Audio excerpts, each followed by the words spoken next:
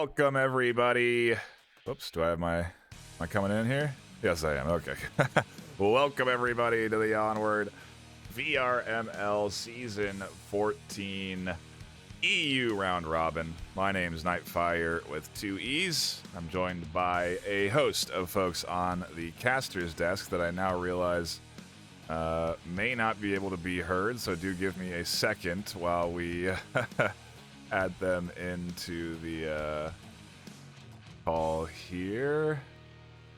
Apologies for the technical issues. You get to see a little bit behind the scenes there, but I now have Minsu and Tendies. Tendies, I'll start with you. How are you doing today? I'm doing just fantastic. These teams are going to go head-to-head tonight in a 3-round phases. It's going to be quite a showdown, I expect, tonight. Yeah. Confusing for anyone that just heard that because we haven't talked about format. We'll get into that in a second. Attendees are getting ahead of yourself. But yes, some good games ahead of us. Minsu, how are you today? Doing fine as well. Excellent. Yeah, I'm also. Yeah, today, before we get into your predictions and what you all think, we are going to discuss and chat about the format. Attendees, real quick, I am here myself twice, unfortunately, and that's coming through on the broadcast, so we could try and sort that for our folks at home. That'd be great. Anywho. Oh, it's actually Minsu, I believe that's happening from. Anyway, we'll figure out our audio issues while I sort out and chat about the championship format in front of us this afternoon. It has been a long road for these teams that are battling for a chance at 3,000 in prize pool, coming in from our sponsors of ProTube and VR Covers, supporting us since the inception of the VRML. We do appreciate them. These teams have been playing for 14 weeks of regular season. They have been playing to qualify as the top 8 teams in their region. Top 7, technically. The teams that are ranked 8th and below had to play in the Challenger Cup. Minsu, I'll pause briefly to get your thoughts. We did have that Challenger Cup just last weekend. I mean, what did you think of that gameplay? I think it maybe was one of the better Challenger Cups we've ever had. Exactly. There are many things I do remember. Some amazing shots and all.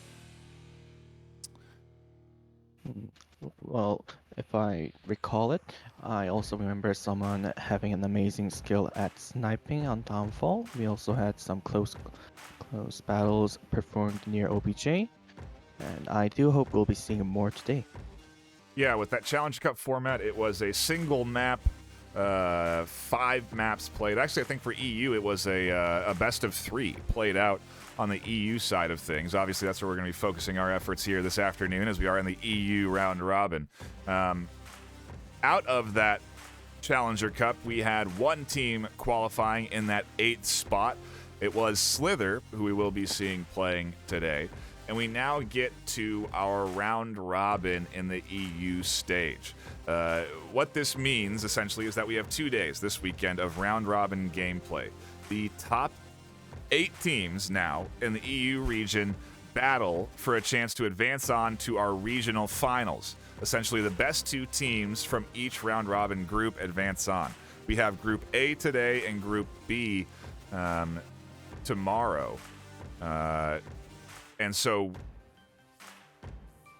what this means is that we have multiple games getting broadcast across multiple channels. It means that today we are going to have ranks 1, 4, 5, and 8, the qualifier from the Challenger Cup, battle in head-to-head action. They each play 2 maps against each team. So we get to see everybody play on this channel, but there are 2 games live at the same time. And so we will have another channel live over on VRML 2, where Tendies will be hosting. With that out of the way, it's a lot of format, it's a lot of history, it's a long road to get us here. I do want to talk about the teams and what we can expect here this afternoon. Attendees, I'll start with you. Out of all of these teams, Fortis, Bad Boys, Imperial, and Slither, the 4 teams playing this afternoon, who do you see as the most formidable to kind of kick things off? I think it's honestly gonna have to go to Fortis. It's their first season inside of VRML here as a team. However, they have a lot of collective talent between most of the team, or between the majority of the team Right. members. We have Tipic here, who's been in since season 12. He started on the Kingsmen and worked his way onto Imperial in season 13. But now in season 14, is on his own team for Fortis here. Then you have the likes of Special Ops, who's been here all the way since season 11, who started on Plague Risk, worked his way to Astra, ended up playing with Tipic on the Kingsmen, went back to Astra, came to Imperial, then went back to Fortis there. That's a long name. It's an interesting conglomeration of players. It's interesting to see a team do this well in their first season together. I think the only other reflection we really have is OP on the NA side of things, who are currently undefeated in the regular season. Fortis has lost. They have 4 losses on the regular season, but I do agree with you. I think they are maybe one of the more formidable teams. Out of the other 3, Minsu, I'll put you on the spot. Bad Boys, Imperial, and Slither. Who do you see as a potential contender there to challenge Fortis, or at least maybe come in second? That's quite a tricky question. Uh-huh. But I think I'll give my vote to Slither. Interesting. Going with the dark horse. Yeah, they certainly did play well in the Challenger Cup, so I can see them being a formidable opponent here this afternoon. I think I'm going to go just purely with the seasonal regular season standings where we landed. I'm pulling up right now. For the EU side of things, Imperial is number 1 worldwide. They have lost twice all season. They've played 14 games. They've won 12 of them. I think outside of No Fun Intended, they're maybe one of the strongest teams in the EU region. And so I think I am going to go Imperial for my choice. I'm going to go with the stats. I'm going to let them talk for me on who I think is going to at least come in first or second. But I do think we're going to have that battle there between Fortis and Imperial, which will be interesting. And again, as a reminder, we have 2 channels live this afternoon, so we're going to have 2 games streamed at the same time. Fortis and Bad Boys will start here for game 1. On the other channel, Onward_VRML2, we will have Slither versus Imperial. That'll be hosted by Tendies. We will then be following Fortis on this channel through the rest of their matchups. They'll go up against Imperial, and then they'll go up against Slither. I think that second matchup is the one I'm looking forward to the most, Minsu. I think Imperial and Tendies may kind of shake out to be almost our deciding matchup at the end of the day. It does seem likely so. As for tomorrow, we have more games lined up for the EU side of things with Group B, like I said. Those 4 teams include Proteus, Pantheon. No, that's NA, excuse me. That's Group B for NA. Group B EU. Boss Fight, French Onward Union, Phantoms, and No Fun Intended. And that will actually be streamed over at twitch.tv/VR Master League. We will be doing a test broadcast to X Stadium, one of our new partners, where we will encourage you guys to check out that broadcast tomorrow afternoon. But we only have a few minutes left before we have to start getting ready to dive into the action. We are 10 minutes away from game 1 starting here. And I suppose, Tendies, let's get the full guess here, the guesstimate, first and second for today. Who do you think's coming out? I think my vote is going to have to kind of fall in line with Fortis Imperial. These 2 teams have had the greatest sort of season so far. They've had the best maps played, and it surely shows off with them being in the top of the leaderboards here. I think it's going to come down to these 2 teams. Minsu, who are your top 2? Yeah, I think Imperial will definitely make their way up to one of the top 2s, and as I said before, yeah, I'll give my vote to the Dark Horse team. Very nice, Slither. I myself going to go with Imperial Fortis as well. And so we'll have to see if our predictions on the caster desk All right. Again, 10 minutes from now, we will be jumping into Game 1 of the EU Round Robin. We appreciate you hanging out and listening to our little banter here today. And, yeah, don't go anywhere. The matches are about to start.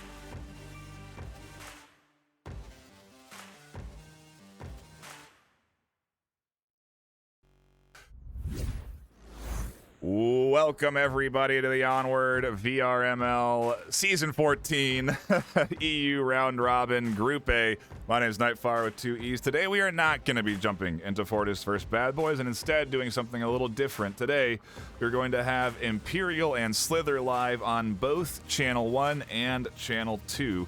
Right now, we've already started up a stream. Tendies has done a great job introing and drawing people in on the VRML 2 for Imperial versus Slither. We're about to redo that again, but for us here on VRML 1. And Tendies, maybe I'll just let you recap what you've already told the audience on VRML 2. What are you expecting today? As we almost are going to have to jump right into the gameplay. I think this is going to come down to a very excruciating long-range matchups between each of these teams. The first map is going to be on Downfall here. I think this is going to be where the biggest deciding factors are coming from here. Absolutely, and we are jumping right into it. Round number 1, Imperial versus Slither. We'll update the teams when we get back into it for the scoreboard, but yeah, this is kind of a new concept, I suppose. We have, again, both streams live, both on a 6-minute delay, and you should be able to see this game from multiple perspectives. At the end of the day, I think the focus is going to be to try and give you the best show we can on VRML 1, so we may end up focusing our conversations around the perspectives that I'm drawing more than 2, but it's going to be interesting to have both regardless, and we do bounce around between the two. So, you know, when, as an example, a little inside baseball, since you're seeing a little bit of the inside game, you know, whenever Tendies talks, they are typically binding their camera to a certain number value. I'll then hit that number value and get sent to their camera. It's a pretty cool little way we do things. As Coffee kicks things off nicely for Slither. That's the first snipe, and Tendies, I think we're going to see a lot of snipes here this afternoon. Yeah, absolutely. Downfall being a very long-range maps here, there's plenty of opportunities for each teams to take sniper shots at people. Looks like Abato and McSnooper have pushed into upper dumpster here. You're going to start getting eyes onto that sniper Coffee, who's sitting inside the staircase of Center Hotel here. And I guess we did see the system not in action there, but we'll do our best to hone in the process as we do get into the series. Again, I guess if you have both streams up, you can just look over at what we have over on VRML 2, and you don't have to rely on my camera work. But yeah, Coffee sitting up top, getting ready to snipe down in. The rest of the team just taking their time. Gonna be a slow start to the EU round robin, I think, with a Downfall start kicking things off. And I mean, frankly, we may see a lot of range this afternoon with the process of both teams banning 3 maps apiece. You're gonna end up with maps that neither team really like or hate.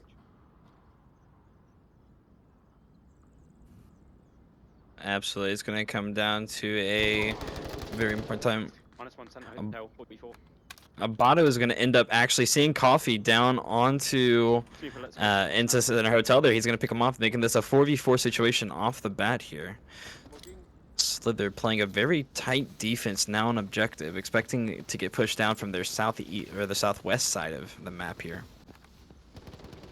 Heavy smoke application gets them across. I think it costs them 2 or 3 smokes. Yeah, as we do see 3 smokes deployed there. Abbott and Snooper get across safely through the pre-fire, and now Snooper trying to find some shots up into Emperor's position in that 2-story. Pretty standard stuff so far as Abbott and Snooper vault their way up along the south side. In the meantime, no real action anywhere else. Snowboy and Cookies holding down the objective, with Snowboy watching the south lane and waiting for an advancement out. Emperor on the other side would be the only thing really watching the north. They have no one with eyes on this north side, eyes out this window where you see Siegmeyer and Phantom Operator tucked in over on the red car. And I wonder what their timing is going to be like here, because Siegmeyer and Phantom could really kind of sneak in.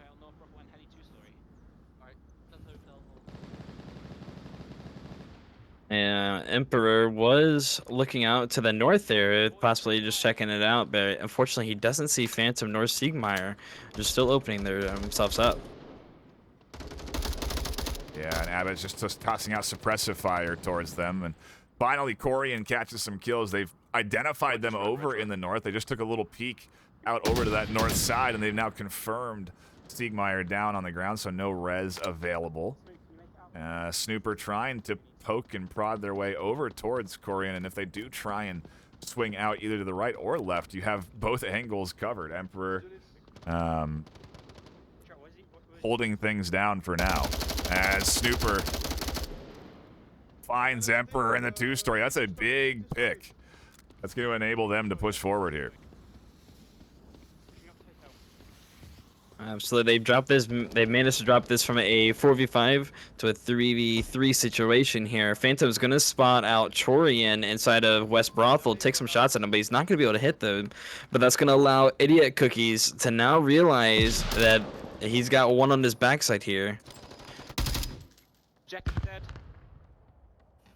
Imperial is collapsing around the OBJ as Phantom swings outside. Corian jumps down, and I don't think Phantom hears or sees this rotation as Corian tucks in on the other side of the wall. Now they hear the shots as Yuki swings out around the objective to cover it. A nice nade over the top. It's a beautiful toss, and it kills Phantom instantly. While that's all happening, Snooper's inside, tablets out, and they're punching in the code just through the window as Corian tries to crash back in time to deny this from happening. Is Snooper going to get it in time? Corian is almost here, and they get it just before Corian can defend. That's a 2-0 kickoff for Imperial. You hear the little exciting woohoo coming in from Nick Snooper there at the end. A very solid job coming in there from the Imperial side. Minsu, your thoughts on our kickoff round here this afternoon? Yeah, it was pretty amazing. I especially like the part of Coffee starting off with his amazing sniping skills, but also I believe Imperial did a nice work there since they lost one of their. The moment they lost one of their players there, they were keeping an eye on that center hotel since then, and they did manage to catch him off. And starting from there, they went hunting for one-on-one, and then, well, it did lead to an amazing cap.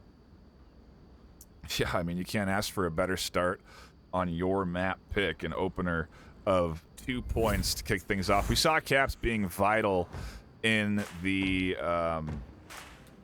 Challenger Cup in particular, an element that was, you know, we saw, but it's because you only have one map. Here, we do only have two, you know, so I suppose the importance, you know, of capping still key here. You know, it still is going to mean that it can vault you into, I guess, a tie series at least, but you still have two maps to take against any opponent that you go up against here this afternoon.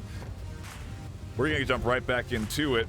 I guess your thoughts, attendees, on a great opening for Imperial. Yeah, I mean, they managed to wait it out. They end up getting that capture out there. It's going to send them straight forward. This is going to be a devastating 2 points to start off here. So I have a feeling Slither's going to make that comeback. They're going to return here with a cap. Troyan does have a drone in the air right now, and he's able to possibly see out the Imperial's positionings here so they can get the picks off here early game. Yeah. A similar positioning we see coming in as Phantom takes up Coffee's position that kicked off the kill for them. As shots come in from Leo, I do believe they identify that south rotation coming out very early. They identify that spawn. I'm curious to see how Phantom is going to react and if they are going to really do any coverage of the south, because right now they don't have good angles down into Emperor or Idiot Cookies. Now, Leo's going to take shots there over at Yuki. He's going to be able to get that call out, which is going to be crucial there for the rest of Imperial here. They're now going to start understanding where their enemy team is starting to come in from. Little reload to make sure that they have the most recent mag and fully loaded, ready to go for whatever could come their way, but they are definitely not that front line of defense for Imperial. It is going to be Snooper and Phantom, especially with how Imperial's stacked. I mean, this is a heavy south setup, and it's an interesting setup. I mean, let's take a moment to drink it in, right? Corian, Coffee, and Snowboy Yuki all positioned on these elevated spots, all looking down for range shots. Do all of them have some level of enhanced? Yeah, they all have either a holo with a flip or an ACOG on for that long-range identification. Very much a team on the hunt for early picks, and I wonder if Imperial are aware of that, because we're not seeing Imperial peeking out really much at all. They're super tucked in, if anything, really waiting for Slither to push to them. Yeah, absolutely. Majority of Slither's team is over in Upper Dumpster here, which is going to allow Phantom here. If he has just the right angle, he's going to be able to pick them off as soon as they start rounding corners here and try to get to Lower Dumpster. Got smokes coming in from Slither to try to block off their cross here. Ooh, and Corian is able to get a smoke out. That's going to be vital in shutting Phantom's angle down, and they are going to be able to get across. It doesn't look like Siegmeyer has a line out that window. Again, not taking any risky peeks, and it's a very tucked-in defense. It's allowing Slither to advance. Phantom, Snooper, Siegmeyer, Abbott, Leo, they're all tucked into their positions and really waiting for Slither to push to them, and I wonder how this will pan out, if Leo's going to find anything here before it's too late. Or, I mean, I guess it's going to be Phantom and Snooper in for a close quarters battle soon enough, Tendies. Yeah, at some point, Slither's gonna have to swing out and play the start making the way towards objective here. The longer that they let this time drain, the more in favor it plays for Imperial. I mean, they got 2 minutes 40 seconds on the board right now. They're still a 5v5. They still have opportunity here. They essentially have to take this center 3 story too. They're in very good positions, but they have to take the center 3 story. You can't really push the objective without clearing this out. And as they start to try and get to the 3 story, Abbott takes a little peek out, catches Cookies pushing up without any utility. And I guess that's the benefit of just peeking out of these windows instead of holding them, is that you can maybe surprise an opponent as they're trying to swing in a position they otherwise feel comfortable in. Almost peeks out just in time to catch Emperor, but the smoke there is thrown from Emperor. You can see it in the distance, tossed out. And ultimately, Emperor not pushing out that way. It could come down to Leo holding things down on this south street as Coffee, Emperor, and Corian stay tucked in behind the wall. Leo finds their kill. That's going to drop things down to a 5v3 here now. Slither is trying to make their way into center 3 here. Emperor pushing along the backside. It's being called out by Phantom here. Oh, another one for Leo. Leo's gonna actually... That was actually their sniper, so that's going to leave it down to just Chorian and Emperor here, and they're both pushed up here. Imperial could crash down onto them. I don't think they know where Leo is either. As Corian finally identifies them in the window. Emperor tries to find the shots, and Leo now knows there's 2 here on this corner piece. Now at the rear of hotel, going east. Emperor trying to swing around here. Phantom's going to swing him. He's going to pick him up here. It's just down to Chorian in a 1-on-5 situation here. Imperial not trying to get greedy for any kills here.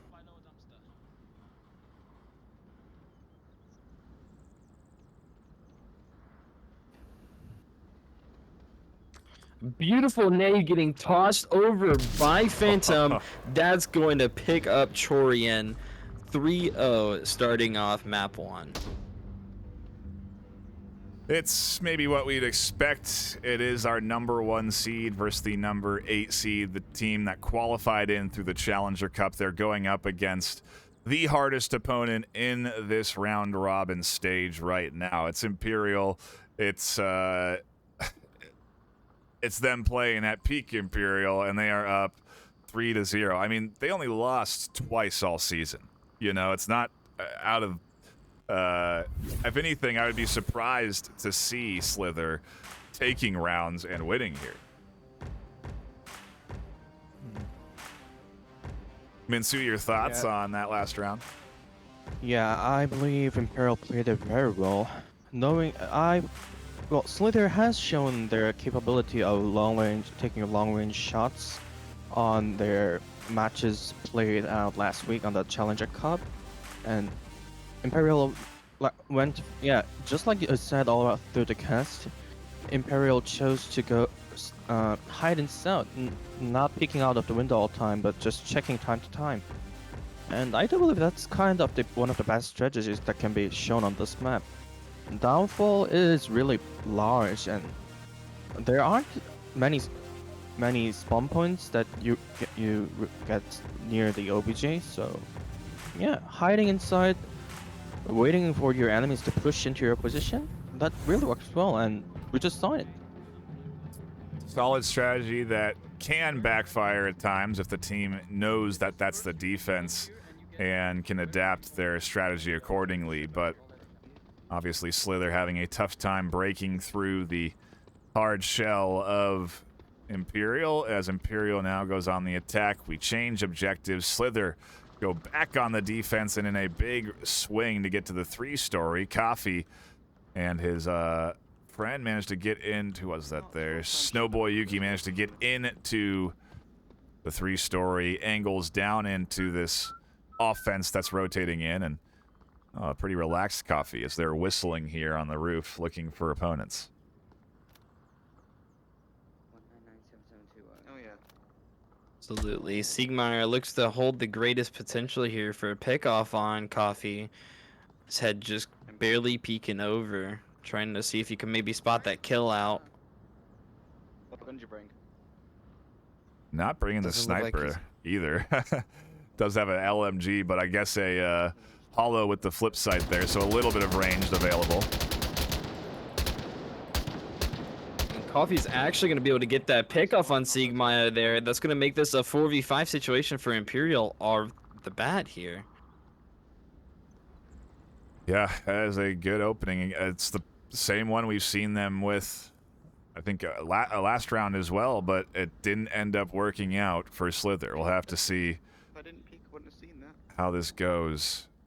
As Imperial now again on the attack, rotating in from the north side, and they are essentially going to avoid any detection here, swinging in through the east, and eventually they'll be able to pounce on this defense from the south side. It's going to come up to Emperor doing a lot of defending out of this what is called White House, where they'll be looking out the windows, trying to fend off from several different angles, and they don't want to get picked off as Abbott almost identifies Emperor through the window there.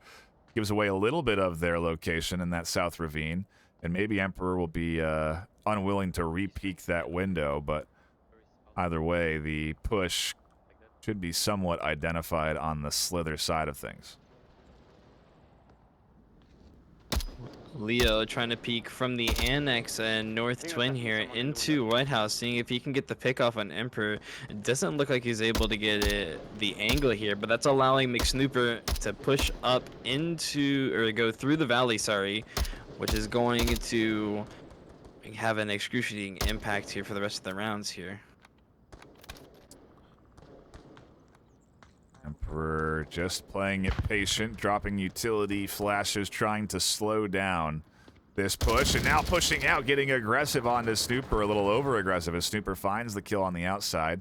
Not necessarily needed, and I think that's the difference we're seeing in these teams, I suppose, styles. Imperial is tucked in, waiting for the opponent to come to them. Slither very much going after Imperial here, trying to find the kills. And at times it works, as we see Coffee finding picks from the 3-story. At times it costs them, as we see now South largely uncovered, and Imperial have an ability to push in here. Absolutely, both Corian and Cookies looking out towards the valley here, seeing if they can maybe get a pickup on somebody trying to cross through. Oh! Snooper does get rid of Coffee through the LMG fire. That's a big pickup that opens up the push even more from the south. Like you said, there are still two on the south side watching. Cookies in particular going to be an important element. If Cookies goes down, the push into the backside, into the basement for the cap is a viable option. Imperial could be looking at a 5-0 as they lose another Cookies does come alive, and maybe that gives away their position. We'll have to see if Snooper or Abbott can bounce back and find the refrag. Yes, got it. Phantom is going to be able to see Corian through the South of Twins into the windows of Upper Dumpster here. This puts Slither down into an incredibly difficult situation here. With a trade coming in from McSnooper and Yuki here, that leaves just Cookies, last one alive on the objective here. Phantom Abato versus Cookies. Ooh, and Cookies catches the shot, trying to clutch it up for Slither and keep them alive in map number 1 in this round robin. 6 maps to be played today by every team in this group stage. They get to play each team twice. And so there is little room for error. You really can't afford map losses if you... Well, you can afford maybe 1 map loss if you want to be that first or second team to advance into the regional qualifiers. So it's or the regional finals, excuse me. So there is again a lot on the line. This your whole season here. Prize pool coming in from ProTube and VR Cover, and ultimately the season. That banner, the badge of honor amongst the community, and the title of season champion. It's definitely what these teams are after. It's what they've been playing for all 14 weeks of regular season. We'll have to see if Cookies can clutch it up as Phantom has to push in. 20 seconds left. Cookies is here on the corner. They swing wide. Phantom's inside. Cookies has to crash back as Phantom tries to cap before Cookies can get them, and they do. The passive play. You don't always need to kill your opponent, do you, Minsu? As a cap, the second of the round puts Imperial up 5-0. Yeah, another interesting match being played out, all quite similar to round 1, I believe. Also starting with an early kill from Slither. Imperial did manage to finish it off. And this time I might say it was quite close. Yeah, it's interesting. You look at the KD feeds in particular. That's what I like to focus on when we do have a matchup like this. And you do see Slither catching a couple of kills, Corian, Coffee, and Cookies. Yuki even finding one. Emperor not able to find those picks they were looking for early, and otherwise Phantom 6-2-1 with a cap. Snooper 4-1 with a cap. Abbott 3-1. Great shooting coming in from Imperial.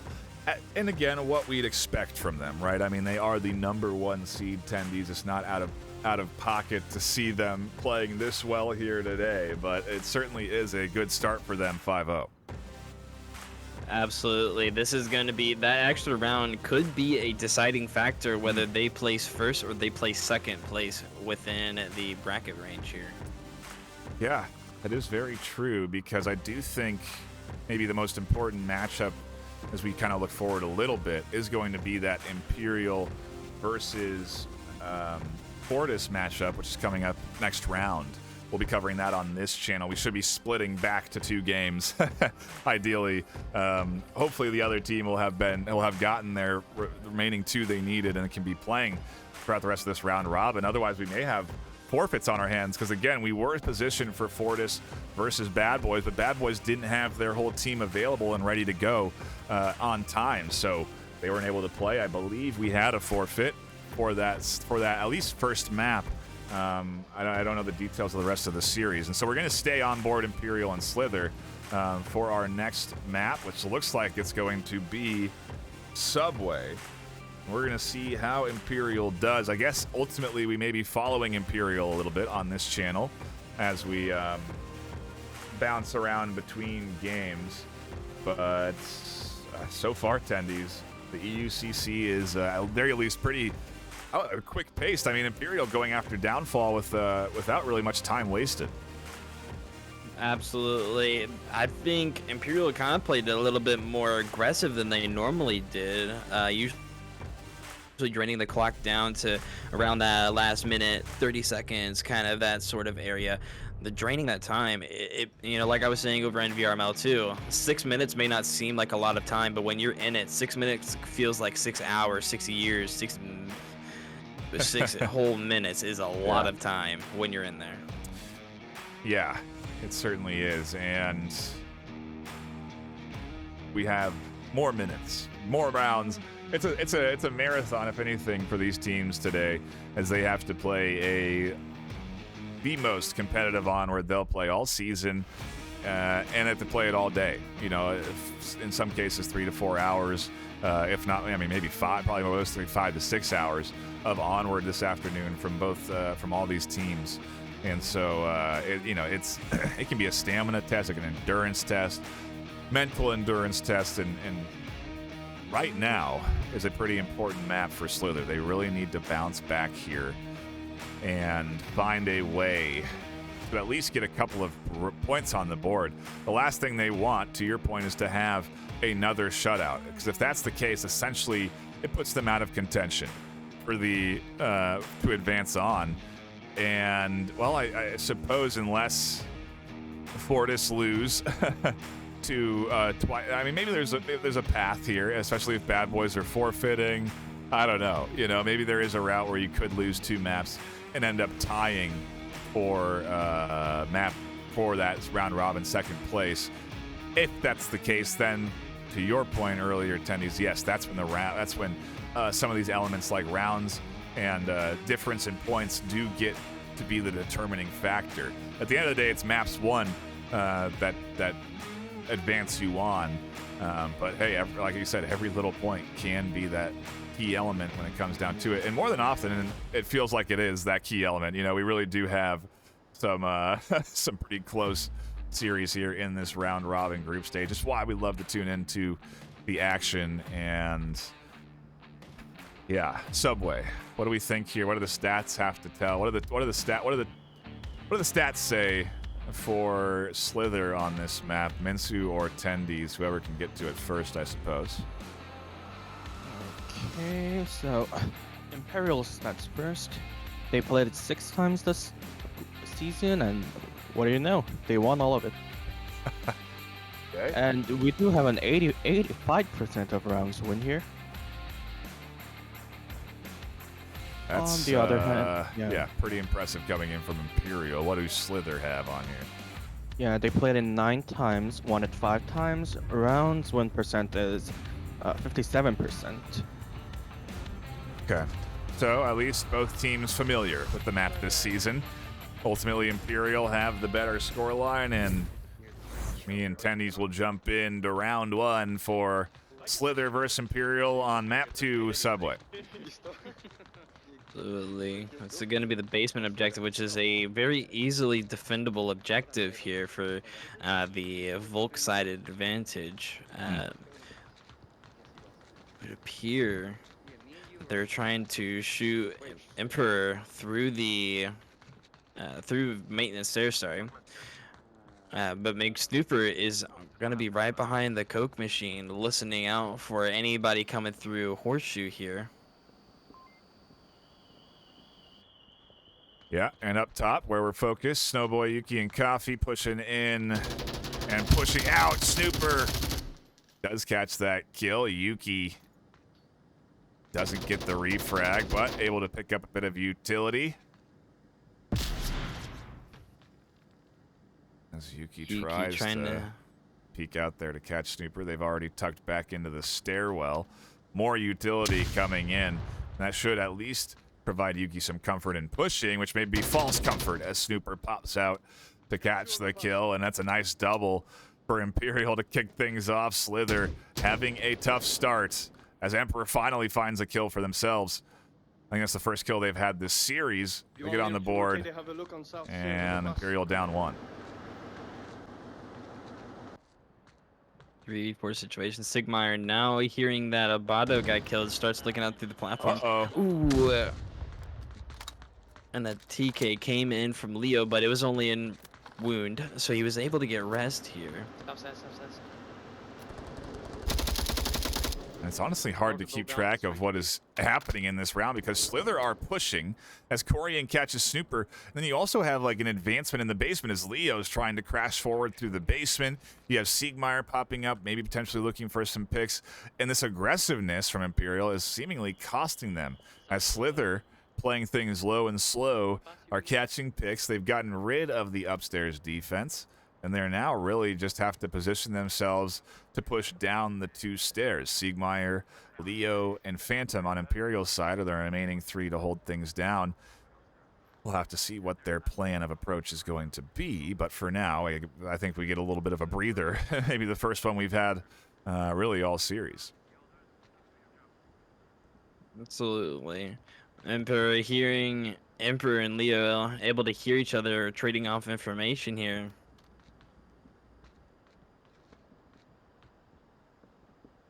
It looks like Cookies is trying to look down the south stairs here, possibly looking for the pick off. Rotation from Corian on the backside, a little bit out of sync from the rest of the team, but maybe it will be synced up eventually. It's really going to come down to this team pushing as Corian may be entering from the basement, so they may hit all 3 entry points simultaneously. Again, that's going to take a lot of timing, knowledge, understanding. You don't want to waste utility while one person isn't able to capitalize on it, and so we want to see what their plan of approach ultimately looks like. But I do think hitting all 3 entry points isn't a bad idea. It can be, of course. You can't end up just losing the round instantly because all 3 of you can die because you're all 3 challenging individual opponents. But it can also go the other way. And so maybe this will be how Slither get their first round. And it would be a nice one on offense, no less.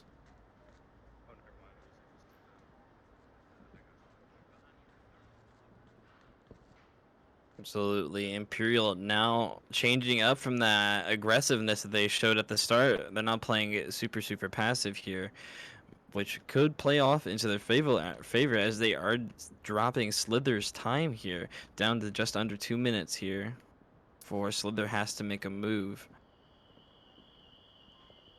We got Leo on objective, Siegmeyer tucked in, and ultimately holding all of their angles. I think their weakest point of coverage is that south stair line, but I don't even know if they're going to end up pushing the south stairs, because ultimately you do want to prioritize coverage of the north because the north stairs are closer to the objective. Pushing out of the south stairs, you still have a long way to go. And as we see, Cookies tries to rotate to the north, and Siegmeyer catches it out. Maybe Cookies should have used the smokes on the north side instead. Siegmeyer wouldn't have been able to identify them over the top there. But it does put Slither down to 2. Siegmeyer hears Emperor above them, and so they'll be wary of another potentially pushing down the north stairs. And ultimately, Corian going to be maybe the more important element of this offense. If they can kill Phantom, there's a hope of this defense going awry. What you don't want to have happen is Emperor die before that push can come in from the south. Corian just barely avoids Phantom's line of sight. He tried to swing into the maintenance stairs. Down to 30 seconds here. Corian's got to make a move.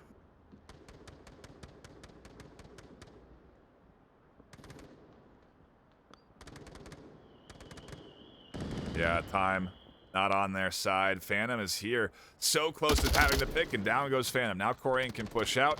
10 seconds left as the push comes in. Siegmeyer goes down. Leo's the last one alive. 5 seconds left for Corian as Leo tucks into the corner, and time is going to get Imperial the round.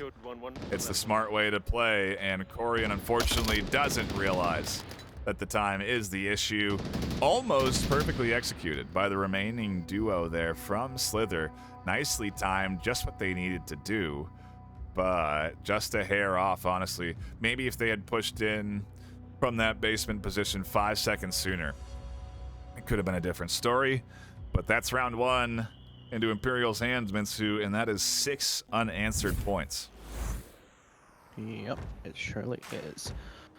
Well, we had a nice start off by Imperial actually pushing like all possible entry points. If you leave out that basement staircase, but well, that didn't play out so well since Slither did pick 1-on-1 and did make a push into the. Well, they did got the hold of the level 1 platform, and well, they were and I think only the downside of it was that they took too much time actually holding up on the platform, and well, It did get, yeah. They might could have used a little more time on that push, since like we just saw, Leo just chose to tuck in and hide from sight of any possible shots or angles. Could have been a lot It was different like- as well if Idiot Cookies hadn't gone down in that swing onto the north side, because they had the 3v3. If they had just been able to keep that, then they would have had 2 pushing down those stairs. Maybe Leo would have gone down. It could have been Slither's round there. Either way, Imperial, again, continue their reign of terror, I suppose, as they go up 6-0. They go on the attack for this round, and I mean, if you're Slither, there's no, not caps. A cap isn't a concern at this stage, right? I mean, I've seen it happen on this objective, but it is hard to do.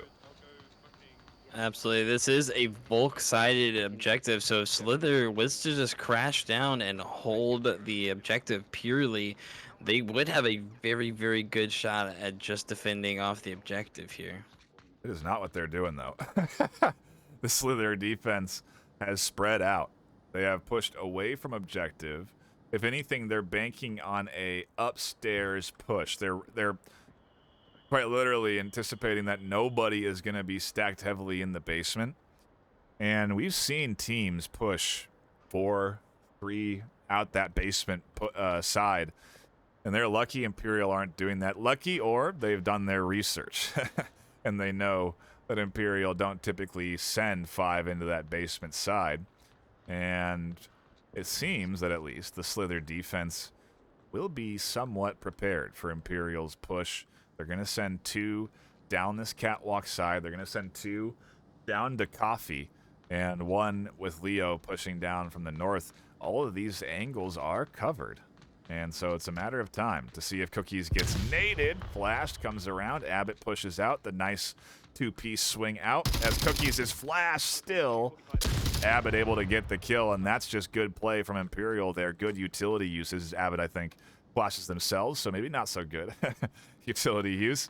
And Imperial are up early. One key thing I don't think got picked up on your end was when Cookies was flashed, he was actually spamming his radio, which notified Corian that he needed to look up into Horseshoe there, as Corian now rotated around to get eyes on that northern Horseshoe there. Nothing goes unnoticed or uncommunicated by these players, and smart play there. Try and get some info out so that Abbott won't get a free entry down, but they do. Snowboy Yuki drops their coverage as Abbott pushes down the stairs. Corian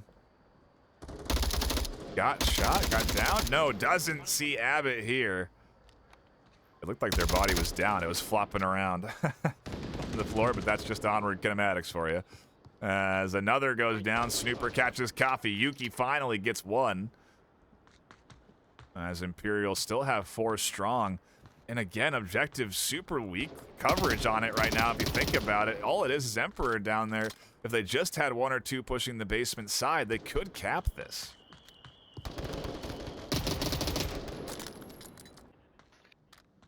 Yep, he was. Looks like Snowboy and Yuki trying to push out from inside red tunnels there. Ends up getting picked up by Snooper and Abato. That leaves just Emperor on the objective in a 1v4 situation here. Well, you know, Slither, again, qualifying in through the Challenger Cup. And they are certainly getting a welcome wagon into the top tier of the EU ladder. Imperial are not holding anything back here this afternoon, nor should they. It is the round robin, and you want to get all the points that you can. I wouldn't be surprised if they try and throw some smokes, some flashes. There's a route for a cap with 4 of them left alive if they have enough utility, because Emperor simply can't shoot enough bullets, unless they get lucky, to kill everyone through a smoke. So I wonder what their play is going to be here. And on top of this, Imperial should have an accurate kill count. I don't think there was any unknown trades for them where they didn't know that they got a kill. No, there had not been any trades here, so they that accurate kill count. So maybe they're getting more cautious for the C4s that could be placed around here. Abato tossing and a grenade into South Stair. It's not going to be able to pick anybody up, but it's going to tell Emperor that he's got somebody on that north staircase there. He needs to start looking more towards it. To your point, that was, I think, a C4 defusal grenade. If that grenade catches the C4, it'll blow it up. And so I think that's what that was. They were trying to detonate an C4 on the other side of that ledge there.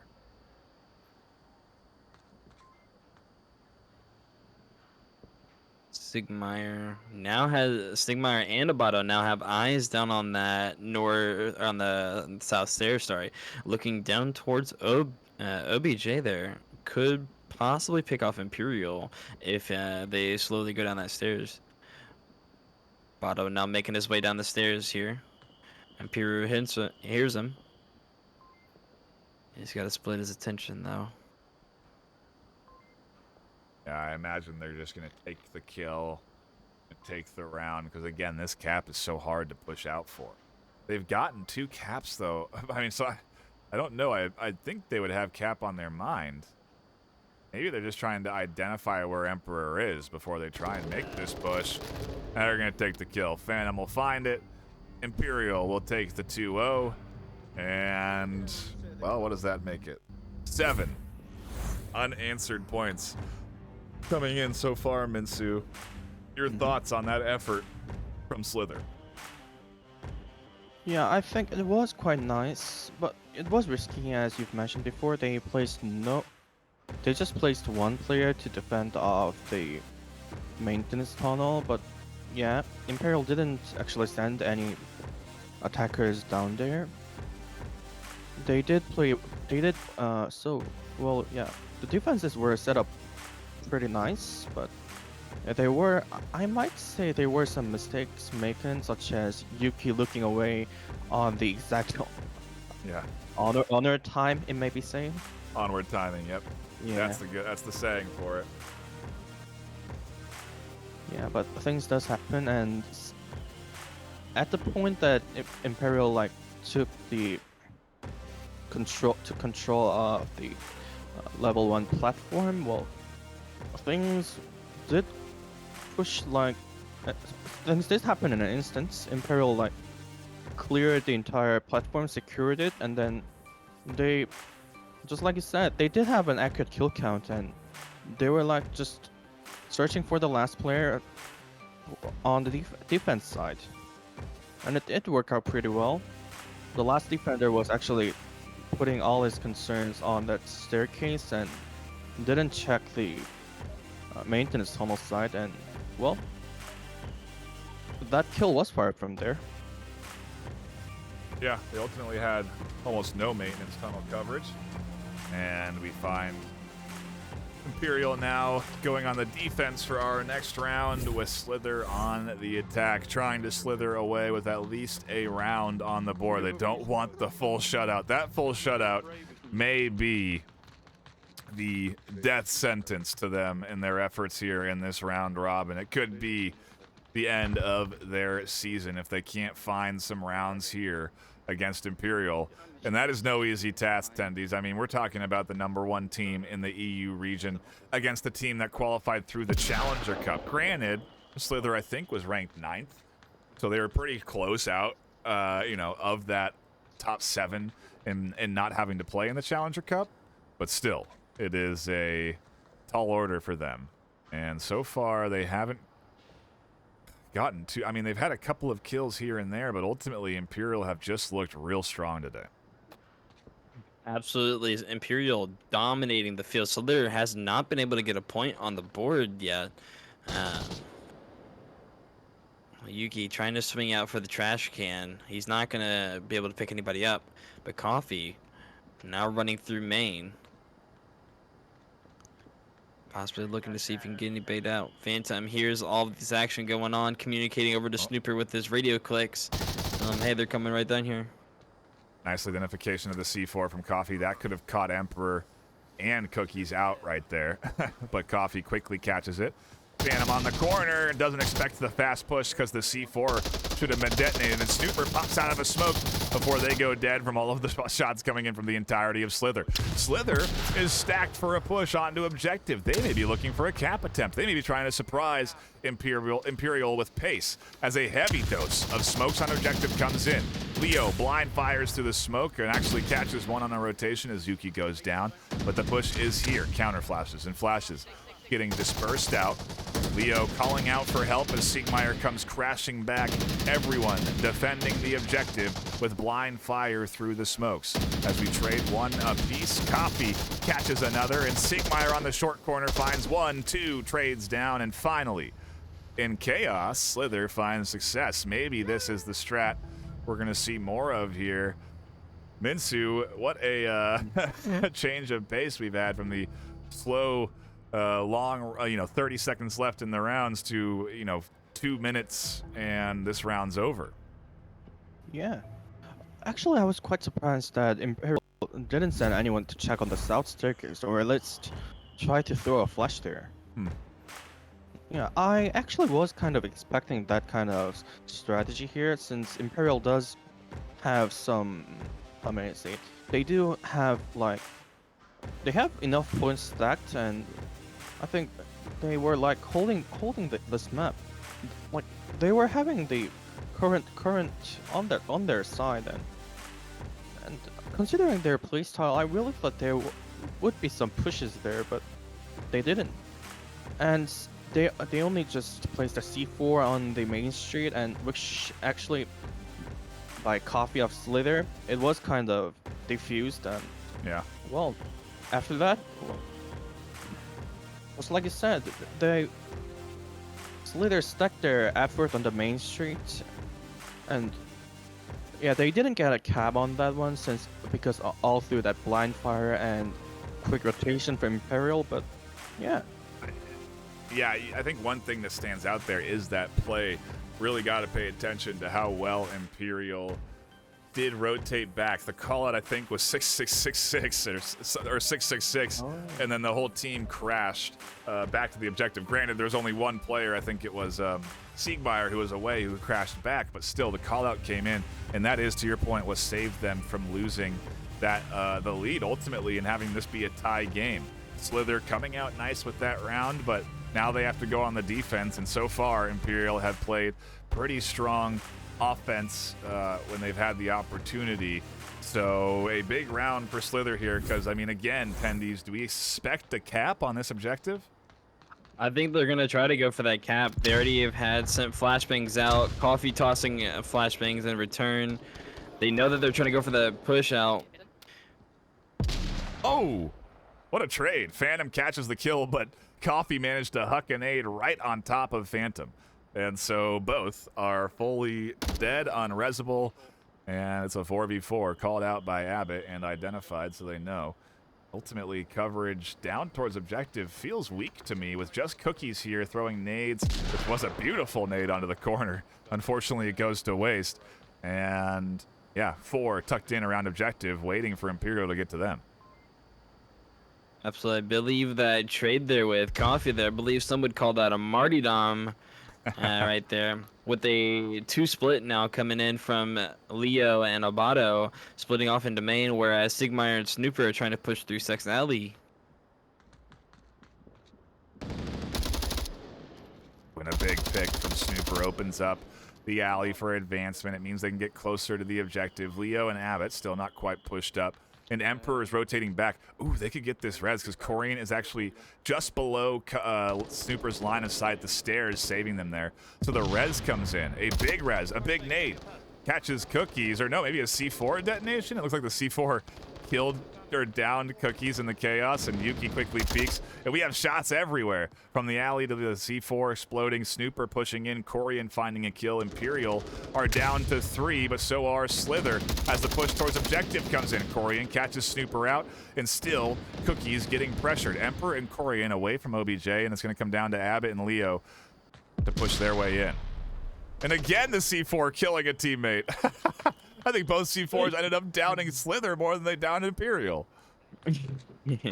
Yeah, absolutely. You have to be careful with your C4 or with your C4 detonations, not to pick up your teammates there, because just that simple C4 could be the difference between a gamer server. Okay, we woke up. I'll agree on that. Map 2, shaping have up 2 to be an minutes. exciting one to say the least, as Slither One on OBJ. finds their One groove a on little Charlie. bit. Leo and Abbott, And with I would Charlie. imagine little utility left, have to push the sharp corner. Cookies and Emperor holding things down with a relatively good idea of where these two are. Idiot Cookie should have heard those comms between Abbott and Leo, and that information should be now relayed to Emperor, so everyone on both sides has all the info they need, and we have a lot of time left. 3 minutes on the clock for them to either wait or rotate or poke. Who knows what the plan is here with the Imperial duo. Absolutely. It looks like they're trying to drain out the time here. Maybe trying to get Slither to believe that they are trying to rotate out here. At least Abato is trying to rotate out to try to push from another direction.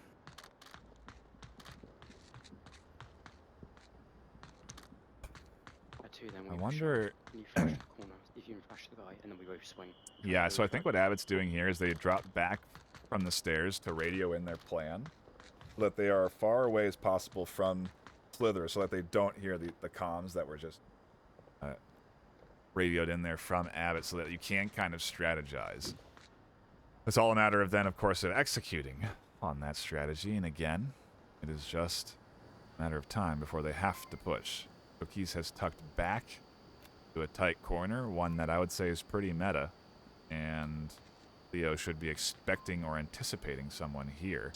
Even so, throwing a nade to try and catch them. That's a deep flash, and they peek out. Leo goes down. Abbott's not going to bother with the res. They're going to keep pushing in, and that could have cost them. They do drop back. Leo's up. Emperor's still on the short corner. This is an easy cap. Imperial have this map right now, but the swing comes in from Leo. They take the kill. Could have been 4-0, 4-1, but it's 3-1. Slither get another life, and we go to a new OBJ. Minsu, your thoughts on another points to Imperial? Yeah. You know, I'm getting the suspicion of Slither actually tuning into our stream ever since last week. Yeah, we did saw that south staircase push I just mentioned earlier, which did play out quite well. I was surprised that it wasn't a flash that Coffee threw. It was a grenade. Anyway, by the looks of it, Imperial was anticipating someone pushing up, and they should have. As I said, it isn't a kind of a new strategy. It has been seen playing out a little while throughout the season. And, well, actually, there was a trade, but after that, yeah, Slither did make some mistakes, like mistaking their own teammates' footsteps as the opponents, and well, that did ended up blowing your teammates and also using up that C4. We do have a little time here as Slither strategizes for their next attack. Quick shout out to everyone tuning in that is hanging out and enjoying the action here this afternoon. We have had a few follows come through. We appreciate those. A community sub gifted by Cha-Cha Nobi. Thank you so much. And Infused Power coming in with a 100-bit cheer. We appreciate that support. It ends up going back to the casting team, the production, and ultimately helps keep the lights on for VRML so you can play and enjoy each of the leagues that you play in. Also, as a reminder, we do have a special announcement coming up at the end of the round robin. When we are done and finished with round 3, we have a big announcement we're very excited about, so you do want to stick around for it. If you can, make sure you come back towards the end of the round robin so you do catch it, because again, it'll be at the end when we finish all of our 6 maps this afternoon. Back into the action we do go, though, with Slither on the attack and pushing quickly to this Stout stairwell position. Snowboy Yuki wasting no time as C4 catches the first kill for Imperial. You got flashes and grenades coming in on Ali here, as that kill is going to alert Phantom. Emperor baiting out some shots here. Phantom slowly pushing. He's going to be able to pick both Emperor and Corian up there. This is going to make it a 2v5 situation off the bat here for Slither. Abano giving a call out that they're inside main here. Mixed Looper ready for it. The grenade. Not gonna be able to pick up Abano, but Mixed Looper's gonna put it down. 1v5 situation here. Cookie's last one inside of main here. He knows Abano is inside the trash can area. Holding that angle. Abano slowly coming over to peek it. He's gonna see it. Ooh, and he's gonna be able to pick off Cookies there. 4-1 going to Imperial. The perfect start for Imperial. Well, almost perfect. They didn't completely shut out Slither, but still. 9-1 as the full score line for our first 2 maps. I suppose, I wonder, I'm thinking if we had a forfeit on the other side, Fortis are actually probably 8-0. I imagine they got 2 4-0s on the forfeits. I don't think you get a 5-0 on a forfeit. And so, if anything, Imperial, with that extra cap, that extra point, have set themselves aside from their opponent, who is now, I suppose, in a similar capacity to them, Fortis. We will be going to that as our next matchup, but Mitsu, before we do, your quick thoughts here as we sign off for round 1. Yeah, awesome plays played out by both teams. I might say that Imperial side took they like pushed out a little far on the main street, but holding their position on the back alley. C4 placing there, which is kind of a normal thing to do, and could be expected. Slither did choose to go straight through it, and well, they had the chance of pushing in the back alley since C4 did down one of their teammates.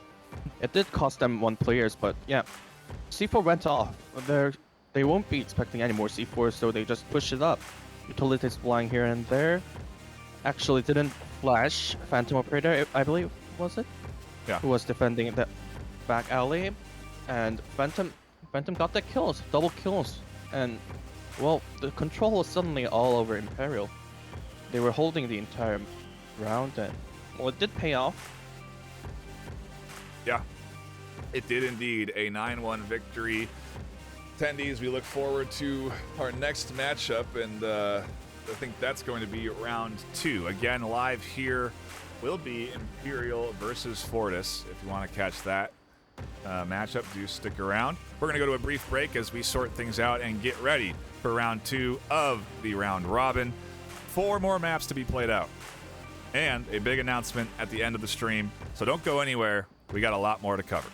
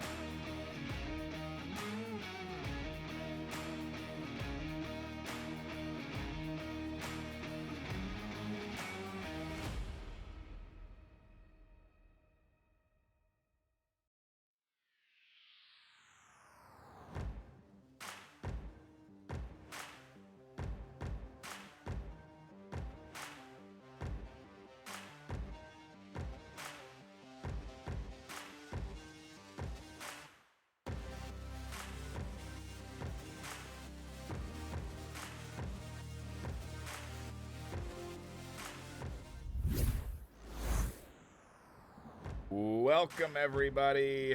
My name is Nightfire with 2 E's. We are here for our second round of the EU round robin for season 14. I'm here with my co-caster Minsu, and Minsu, I think we got a pretty exciting matchup on our hands this afternoon. Exactly. We have Fortis versus Imperial, which should be one of the most exciting matches for today's EU round robin, I may dare say. I think you're right on that one. I'm in agreement there, and an exciting map 1 for us to start on, Subway, to kick things off. We just saw Imperial win on Subway 4-1 against their opponent Slither. Fortis, in the meantime, have had a forfeit. So when I'm curious if they have been able to play and stay warm, because it's basically been an hour since they have had their scheduled match where they got that forfeit, and we're going to see now if the warm-up that Imperial got against Slither and the cooldown that Fortis have had is going to have any impact on our early rounds, because we have a North Stair objective, and so Imperial could come at this thing very aggressively. Instead, no one is opting to actually push the north, and it seems like it's going to be a focused south push. They're going to end up all pushing in from the Subway side.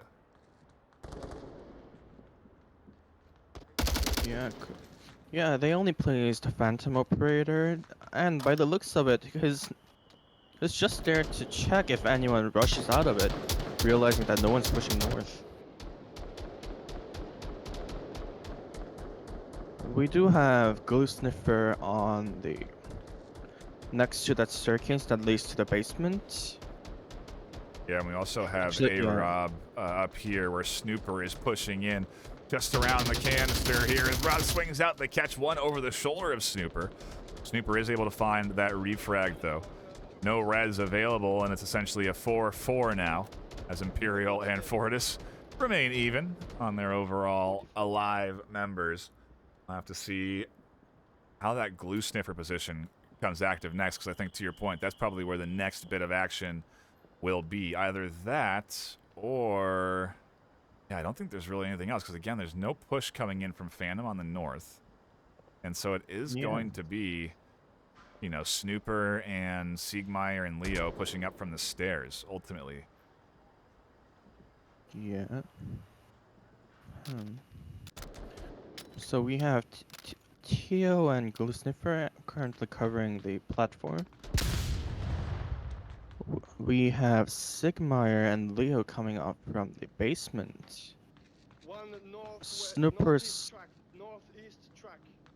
Snooper's still on that overhead passage, and I think he has just reported in Tio's location. Yeah, it was an inaccurate report, however, so I wonder if that's going to cost them any utility, because Tio, while they are in this area of the tract, they're actually just over a little bit on the other side of the wall, on the other side of that train track. So Tio actually doesn't have any real line of sight up through the south side. They're not really watching for any advancement here, at least yet. And it's really going to be a late position. I wonder when they are going to peek out here, because if they don't check, Glue Sniffer also doesn't have a line of sight up through this exit point where we can see Leo could push right up these stairs. I mean, they can walk to the objective. Leo could walk straight to the objective and nobody would know. Yeah, it sure seems so. Oh, Phantom catches Glue Sniffer. That's quite a heavy blow to Fortis. It is indeed. Yeah. You know, I'm quite curious why Teo was staring that way. That part of map isn't being used right now, is it? No, I think they're maybe worried about Snooper, who identified their position on the track. I think they're worried about Snooper's going to push down the train track and then push in behind them. Maybe they're mistaking Snooper's footsteps for being inside the train track and not up on the stairwell, because it can be hard to judge floor distance, like up and down in the with audio and Onward. And so maybe that's a challenge that Tio's seeing right now, and they just have an inaccurate position of Snooper.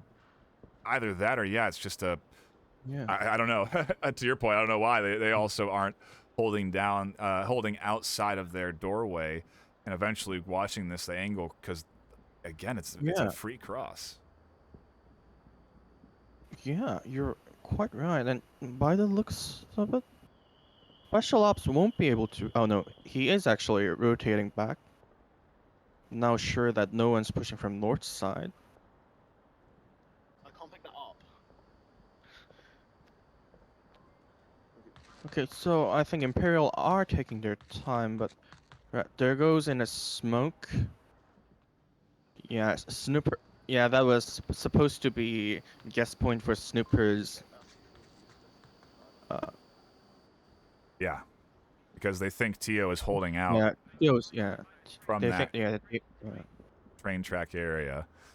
That smoke is denying that that line of sight, but maybe that'll end up benefiting them if they do end up pushing out here. Tio still hasn't peeked out in his covering. Tipic really the only one that might have a line on anyone pushing in from the south. Time is running out though, and true to Imperial form, they are Yeah. burning this thing down to the final seconds. As more smokes come in, that smoke doesn't go far enough to blind Tio's position Tio. looking out, so Tio could be effective soon enough. We'll have to see how Snooper and Siegmeyer push in. Yeah. Very limited time as Phantom crosses, and Siegmeyer just able to push in. The trade on Tio and Sieg is there, and Tipic and Spec Ops are the remaining two to defend as Tipic pops out to try and hold things down. Nades are coming in. A nice frag to the corner. It's a flash that blinds Phantom. A revive on the backside for Sieg as Spec Ops trades down. Leo here on the corner as Tipic tries to fire and get rid of this push. They have an opportunity for a cap, but they take the kill. A solid point for Imperial. And they'll go up 1-0. That's that south push. Timed right at the final moments. And, I mean, it's... Yeah, 12 seconds remaining. It's pretty standard stuff. It's a sometimes a hard strategy to defend against, but I think if there were a few little differences there in Minsu, Fortis could have had a better chance. Oh yeah, you're right. I might say Tio's position was a little bad, maybe. He should have been covering that crossing, but Yep. yeah. Yeah, the crossing, that would have been nice. The Yeah. the investment in the north has to be there, and it wasn't that heavy, but infused position ultimately not really paying off either, and so two of their positions they had on that top floor that they needed to defend the south push ultimately were caught out. So either way, Imperial are playing well. That's the fact, right? They are continuing to put points on the board and look good doing it. They're looking coordinated. They're synced up on their timing. Their smokes are good. If they suspected Tio to be at those train tracks, that's a perfect smoke to deploy and blind Tio. The follow-up smoke didn't quite go where they wanted it, but they knew that there could be one in that alleyway, and they eventually caught Tio in a trade. Siegmeyer gets rezzed on the backside, so it's a 4v1 at the end of the day. And yeah, Imperial just playing that on the offense very nicely. It couldn't be said better. Well, this time Imperial will be on defense and Fortis on the offense. I'm quite interested to see how Imperial's defense plays out. Yeah, and I want to know if, this is our first time seeing Fortis today, so curious to see what their offensive strategy and pacing looks like. If it is going to be a heavy north push or not, we'll go ahead and enable night vision to get us a clear picture over here in this dark corner as utility and flashes do come in. Some smokes, some counter flashes, some nades. Blue pushing the short corner, catches Snooper before the flash detonates on the backside behind him. There actually seems to be a nade as Spec Ops got downed. In the smoke, Tipic is rezzed. Phantom finds a quick frag back onto Glue. So it's a 1-for-1 trade on the north side. Fortis do not have control of the north alleyway just yet, and Imperial, for now, are safe in their defense. Oh, Phantom catches back off as it comes around that corner. Tipic is gonna to follow that route. now knowing that someone is behind that bin. You know what actually interested me was that Fortis wasn't actually checking the main street for any possible flankers. Okay, they were having someone on Ugh. looking for their behind, but If they keep trying to push into Phantom, they're gonna have a hard time, it seems, as there is 3 down for Phantom. Imperial do lose one at some point there. Oh, I think that was early on, but still a 4v2 now for Tio and Aerub to try and work something out. Wonder what their plan of approach will be, because pushing through Phantom could be a challenge. Yep, it surely is. But I just want to say, this is North OBJ. At this point, if they can catch Leo and Phantom and rush down the staircase, Fortis might have a chance to cap on this OBJ. Oh, but it doesn't seem so by the looks of it. Arab has actually... I think Arab has actually chosen to take a detour. He's headed into the overhead passage. Taking his time, though. Kyo is still holding the north alleyway. Yeah, I think we're going to be here for a little bit, because these players are going to take their time trying to work their way through this defense. As I say that, Tio is pushing up. Phantom swings out, and they catch their 4th kill of the round. A near ace for Phantom here in this round 2 for Imperial. We'll have to see if they end up swinging to push the back of Rob or not, but I doubt it, as they'll continue to hold the north side, and we'll have to see how what Aerub wants to do here. 2 minutes and 48 seconds. Arab surely is taking his time, and that's not bad. We're just halfway into this round, and well, you really don't want your footsteps to be heard on like this side. There could be C4s. Flash is coming around that corner. Yep. Arab actually takes his chances for that. Yeah. To your Yeah, point, Flash- a risky play, because that could have been an indicator for the C4 to be detonated. And so even now, as they push down this catwalk, you do have Abbott, who can likely hear these footsteps. Oh. And there's the C4 detonated in the darkness. And that is Imperial up 2-0. And for in total on the day, 11-1. They have I mean, they've only lost 1 round so far today. It sure seems to be Imperial's day, but so far.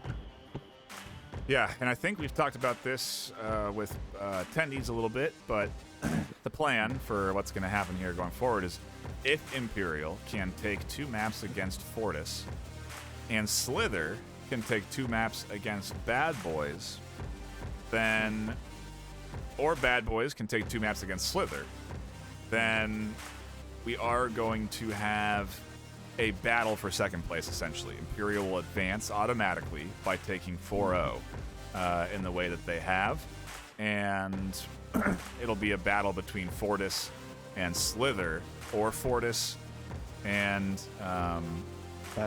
Bad Boys to determine who our second place team will be. I suppose in some way, maybe there's a path where there could be a trying to think of the option for the 3-way tie.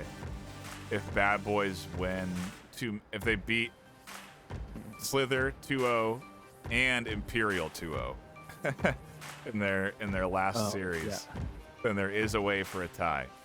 But we'll have to see. I'm not that high on that one. No, we'll see. Again, I mean, Bad Boys ranked 6th overall in the EU. Yeah. They just had an unfortunate start to their round robin where they weren't ready. They didn't have enough players to play, and so we'll see. We'll have to see what happens. I mean, we're still early in the stage. We're only in map 3. We got 3 maps left after this. And into the third round of map number 1 in this battle between Imperial Fortis we go. Fortis on the defense. Our new objective takes us to the center of Subway, the heart of the map, and maybe the most hard objective to defend. But we had Snooper and Leo pushing up the basement floor. Currently, Special Ops is on guard there. Oh, Leo spots him as he peeks out. That was place basically. Okay. Snooper checking that staircase for a possible flanker to come down. That's not a flank. Anyway, a possible rush coming from there. C4 down. We have Sigmar and Bado pushing the overhead passage where, no, this is interesting. Ford is actually placed 2 defenders there. Go on. Okay, Arab takes the Sigmar down. Oh. Oh, Glue Sniffer actually catches Rob. A rare team kill comes in as Fortis find one on their own. A nade comes in to deter Abbott from pushing down, but it's not going to catch them. And shots from the basement ring out as we have fights everywhere coming through here. Exactly.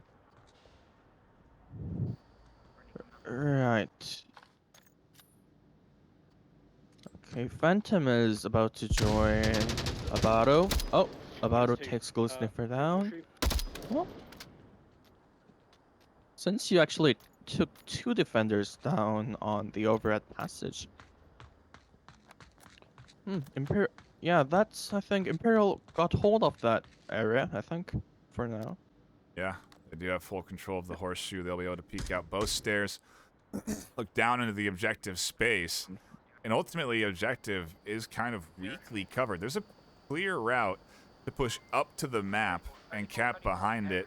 Typic, honestly, the only one on objective able to fend that off. T-Owl and Special Ops pretty far away, and Spec Ops has to stay where they are because they're fighting two attackers pushing. Yeah. Okay, about watching the south side of the horseshoe. Oh. Wait, I thought Phantom was joining about, but it seems he decided to rotate back and join Leo and Snooper on the basement floor.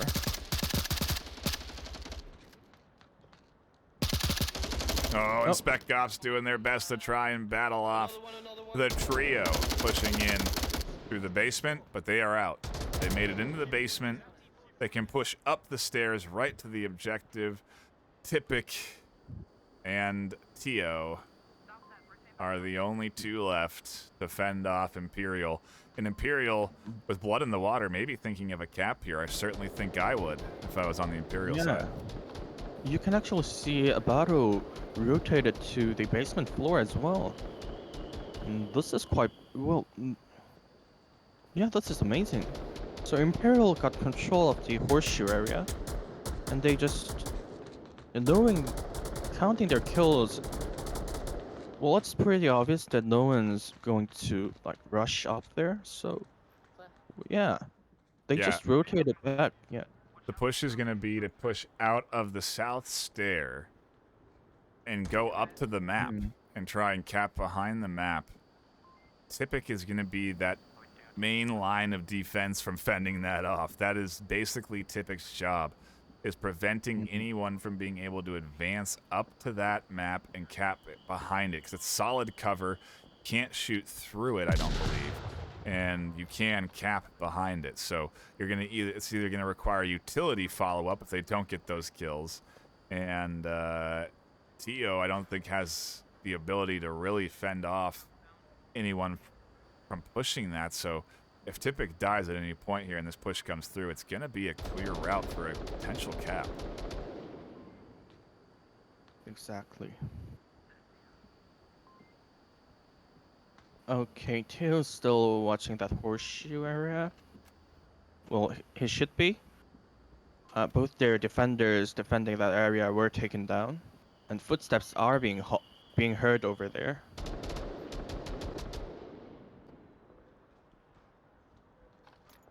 Okay, smoke's coming out from north side. Uh-oh. Oh, the this doesn't push. look good. Yeah. Typic's blind, is can't definitely see. the push. Flashes are Yep, coming in, so Typic is Typic's blind. blind even more. Leo has Leo's- tablet out behind the map, and they're punching in the code. A flash hits Leo in the back. Are they able to punch it in? Oh, it through the Oh. smoke. Phantom catches the kill. Leo upsets with the team, and there's gonna be some yelling in the after round lobby on the Imperial side. That could have been map 1 4-0, and instead Fortis get another life. It seems so. Yeah, but just recall it. It was an amazing match played out. I was deeply impressed by the way Imperial rotated again and again and again. And I believe, once they are pretty sure that they've secured that area, they just kind of dropped it and went to support the others. And that decision making won't come out that easily, and I think that's the difference. That makes I believe that's the difference that marks how high ranked your team could be. And Imperial is actually ranked first in EU region, sorry. Anyway, this surely is an interesting match to see. Indeed, gotta agree. It's a solid start to Imperial, at least, battling Fortis here. Gone ahead. Gotten predictions up a little bit late, albeit, but they're up. And we'll have to see. I'm sure most people are going to weigh in on Imperial's side, and we'll have to see where everyone favors for map 2. We're not quite there yet, but maybe a map change is what Fortis need. Maybe Subway, like we saw in the stats, definitely leans to Imperial's favor.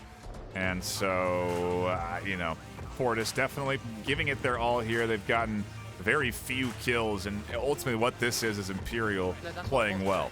We'll have to see how this goes for round 4, because it could be the last round of this map as Imperial defend and Fortis go on the attack. If you have to, don't rush. Wait for my Right. Quite similar to the last round being played out. Oh, this is interesting. So Imperial is actually sending 3 defenders down to the basement. I might say that's Abado catches Typic, but I think that's all for today, guys. Well, let's consider the Imperial strategy. They've cleared basement now, so no one's gonna worry about a basement push from now on. Everyone pulls out of basement and they reshift to cover the upstairs, where they can now assume everyone from Fortis is coming. Really? Exactly. Oh, we got a friendly fire, but quickly revived.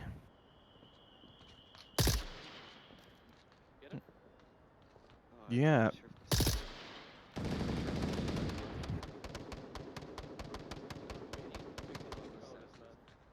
Right, Sigmar, Leo, Phantom is going up. Oh! Phantom catches Zora, Phantom catches Special Ops.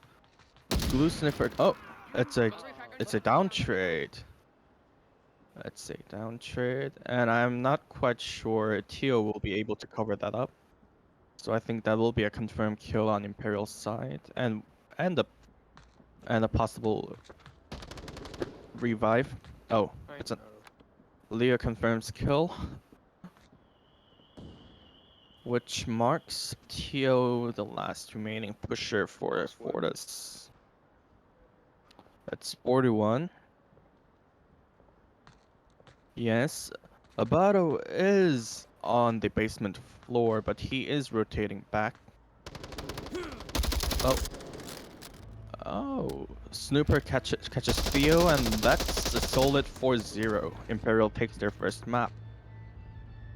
They are on pace for maybe what we expect here this afternoon, although I know that I thought Fortis certainly would be a top contender here today. I still think they will be, but Imperial clearly showing that they are the #1 seed in the EU for a reason. And as a reminder, in this group stage, we do have the #1 seed, 4 seed, 5 seed, and the qualifier from the Challenger Cup. So, you know, the range of skill is certainly wide, even especially in the EU side, with a few less teams in the overall ladder. The top 8 does have a bit more of a wider range in overall skill, but still they're all pretty close. Fortis is able to contend against Imperial.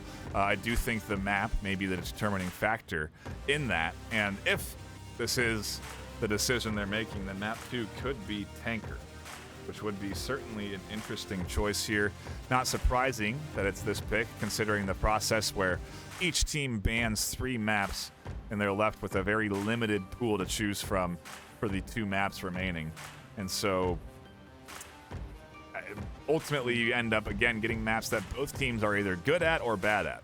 And I'm curious to see what the stats say about Tanker for both of these teams, but yeah, we'll let Minsu dig that up. And I mean, what do they have to say, Minsu, about what we should expect here between both teams?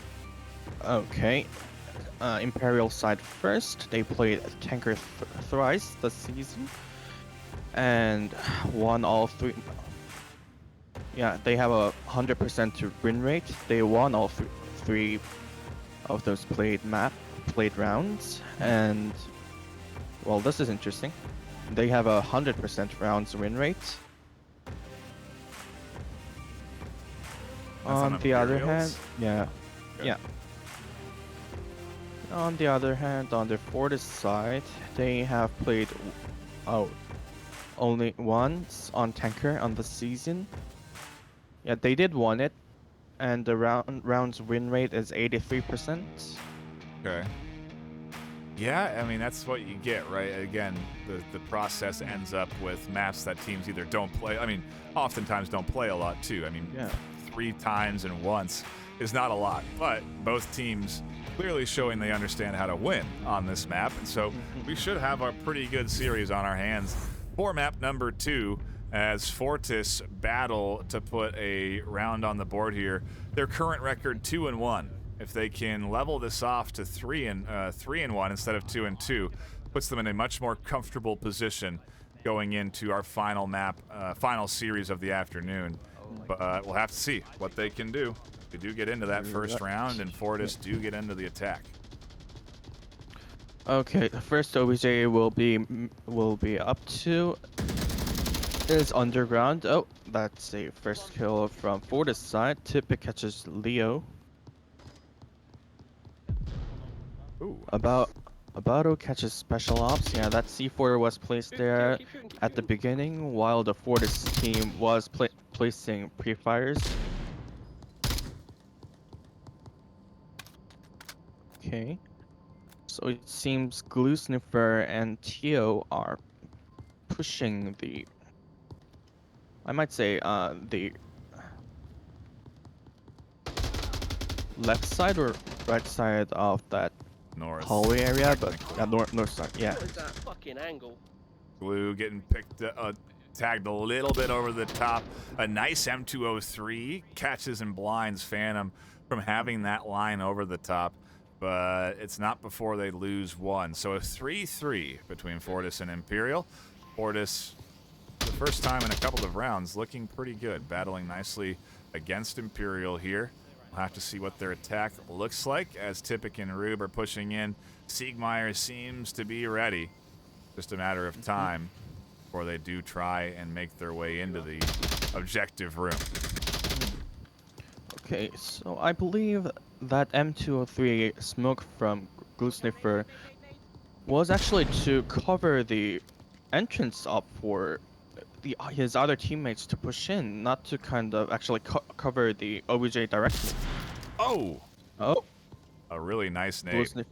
Does catch Siegmeyer out through the smoke, and as the res comes in, Tippett catches Phantom Operator, so Snooper's alone on Imperial's side as the push and smokes are here on objective. Rob may be thinking cap as the tablet is out and they're on OBJ.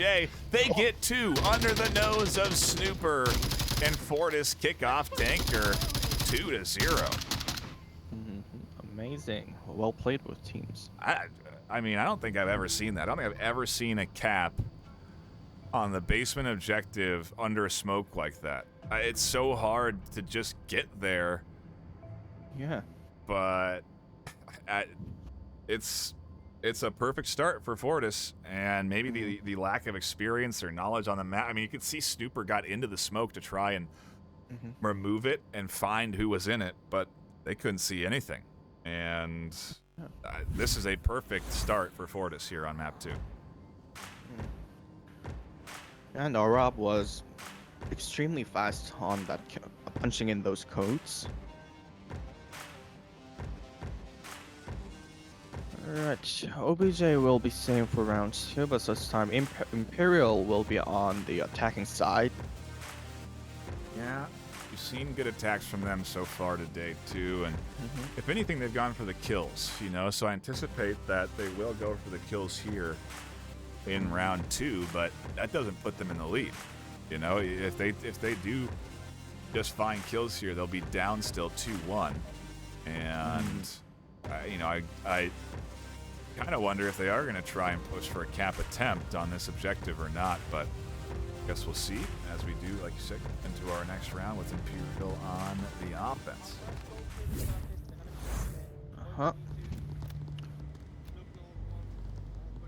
Right. Main 6 Alpha, and 6 Alpha. No, I'm quite interested to see how Imperial will push these corridors. Will there be pre-fires coming in, just like Fortis did? A little bit more pushed out. So Typic is doing a very similar push here as they do extend themselves up here onto the top floor.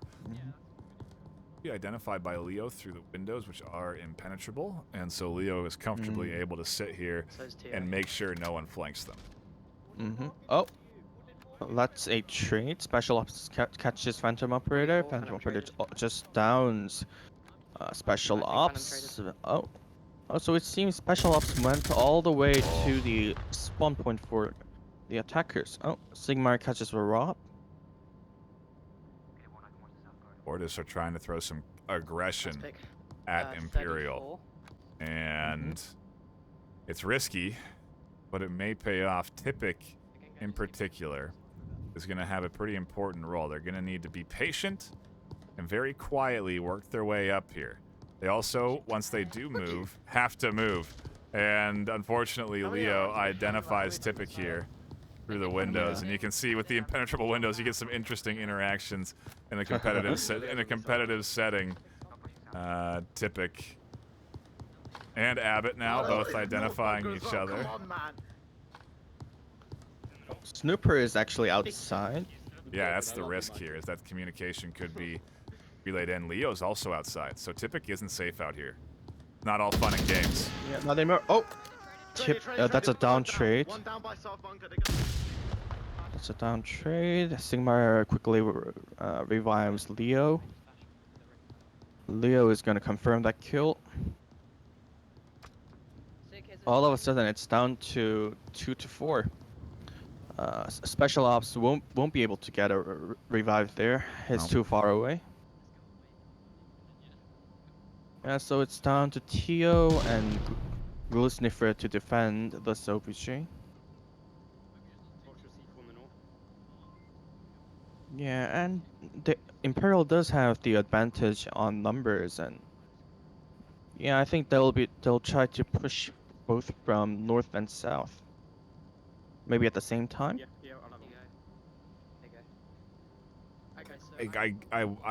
They haven't really been focusing caps, and outside of that first map, we saw them pull off where they did get 2 caps in one map. So I feel like I'm waiting for Imperial to make these pushes for the objective, but they haven't in the last couple of rounds where they've had a very clear and calculated advantage. I mean, even in a 4v1, they didn't go for the cap. They did try, of course, in Subway and ultimately failed because they got the kills again. So Yeah. yeah, it's I'm. How much utility do they have? What are the what do they pack? Do they have smokes? Do they have enough to blind? Is there flashes? Glue catches one, and Abbott doesn't go down, but Glue does catch the frag over the top. That nade doesn't catch Snooper, and Snooper and Siegmeyer take the kills. Again, not really pushing for the cap there. That was a clear-cut push for the kills, in my opinion. Could. Yeah. Does seem so. Which gives Fortis a chance to actually win this map if they are, if they actually can cap on this round. Since the points are 2-1, and I do think Fortis will go for a cap attempt here.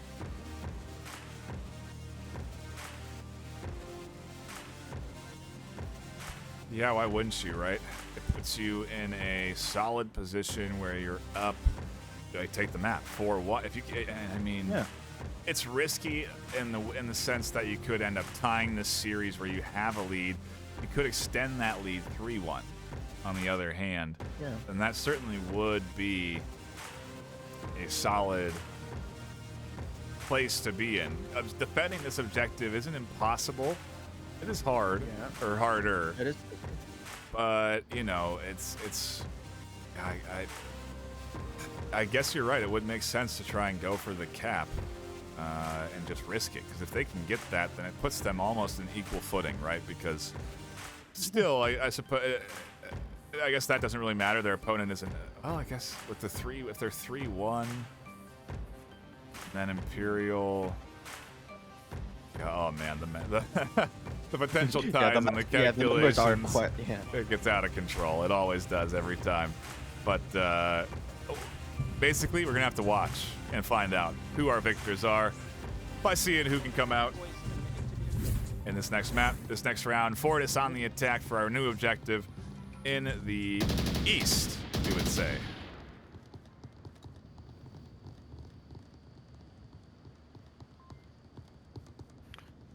Right, utilities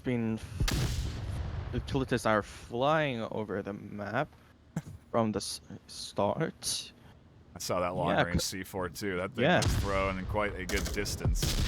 Does get identified and ultimately is destroyed before effective.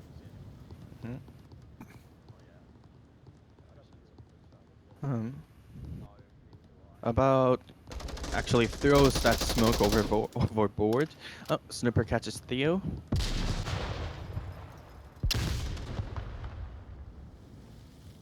Phantom, the most extended here, could be the next point of contact as Special Ops is trying to find a way through. Sniffer, Rob, Typic, what is their plan of approach? As Spec Ops does peek out, they don't peek out to see Phantom. They almost get team killed, and man, what is the approach for Fortis? What is the way to crack through this Imperial shell? That's what they're trying to figure out right now. And they don't have it because Phantom has the ultimate line right now. If they do try and push up with this utility, Phantom is still here to shut it down. Oh, Phantom isn't actually. Oh! Snooper catches Special Ops. Special Ops did make the cross, but Phantom wasn't looking for it. Oh! That's a double kill from Phantom Operator. Typic and Rob are both down, which makes Glue Sniffer the last remaining attacker here. Glue Sniffer actually attacks out Snooper. Oh! But Leo quickly turns around and catches Glue Sniffer. So that's 2-2. That's a tie. I suppose it doesn't matter if they even had the option of going for the cap because they got absolutely shut down in their effort to push that objective. A good defense from Imperial. Maybe Imperial waking up a little bit after allowing that cap to come through and not feeling too happy about it because they seem a little bit more focused there. That defense a little bit more in line with what we would have expected, a little bit more patient. And ultimately, I mean, I guess aggressive too, as Phantom does extend out. Yeah. But 2-2 here on Tanker, and a quick round at that, no less, as we had about 4:20 left on the clock. And since now Imperial is up to 2 points, we could also expect a cap attempt from Imperial. Yeah, the same threat of this objective is prevalent with Fortis on defense Yeah. as it was when Imperial were, so yeah, if there's any moment to go for caps, it's when it comes into the round robin in the Challenger Cup, when each cap, each point really does matter. Imperial have indicated that they're not necessarily focused for the cap here, though, so we'll have to see what their play is as we get back into it. Round number 4, technically.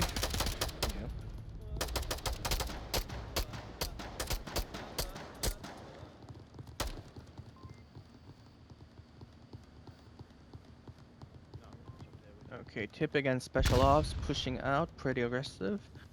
Arab is pushing down the basement floor. Oh, he's on contact with Snooper.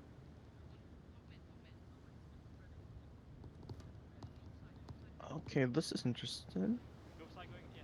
So Tio and Glusnifer are the only ones, like, most close. Actually, there is no one directly watching the OBJ except for Tio.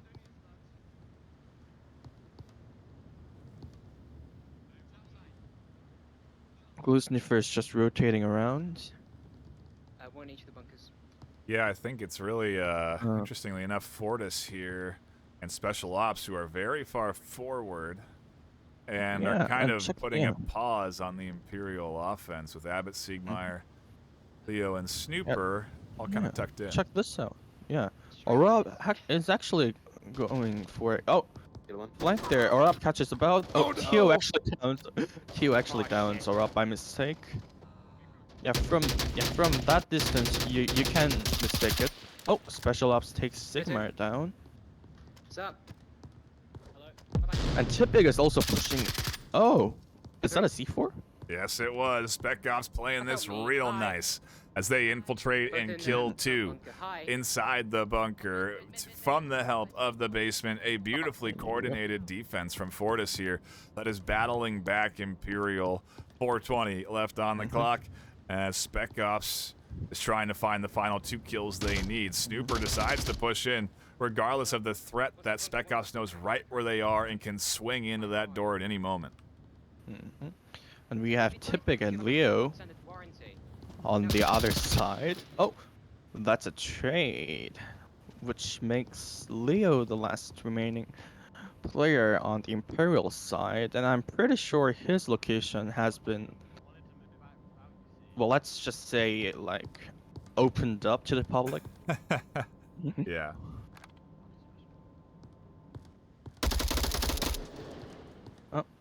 Shots coming out. I think that was aimed for Glusnifer, who was at that time up on the railings. Quick shout out to everyone tuning in here. Appreciate you stopping by, enjoying the action. And a reminder that we have a announcement that we're excited about that's coming at the end of the Onward EU Season 14 round robin. That should be after the next series. We will likely be following Fortis, but we'll have to see. That's to be determined. As actually, I'm pretty sure we're going to follow Fortis regardless. But either way, we have a few matches left ahead before we get to that announcement. So do keep your eyes peeled.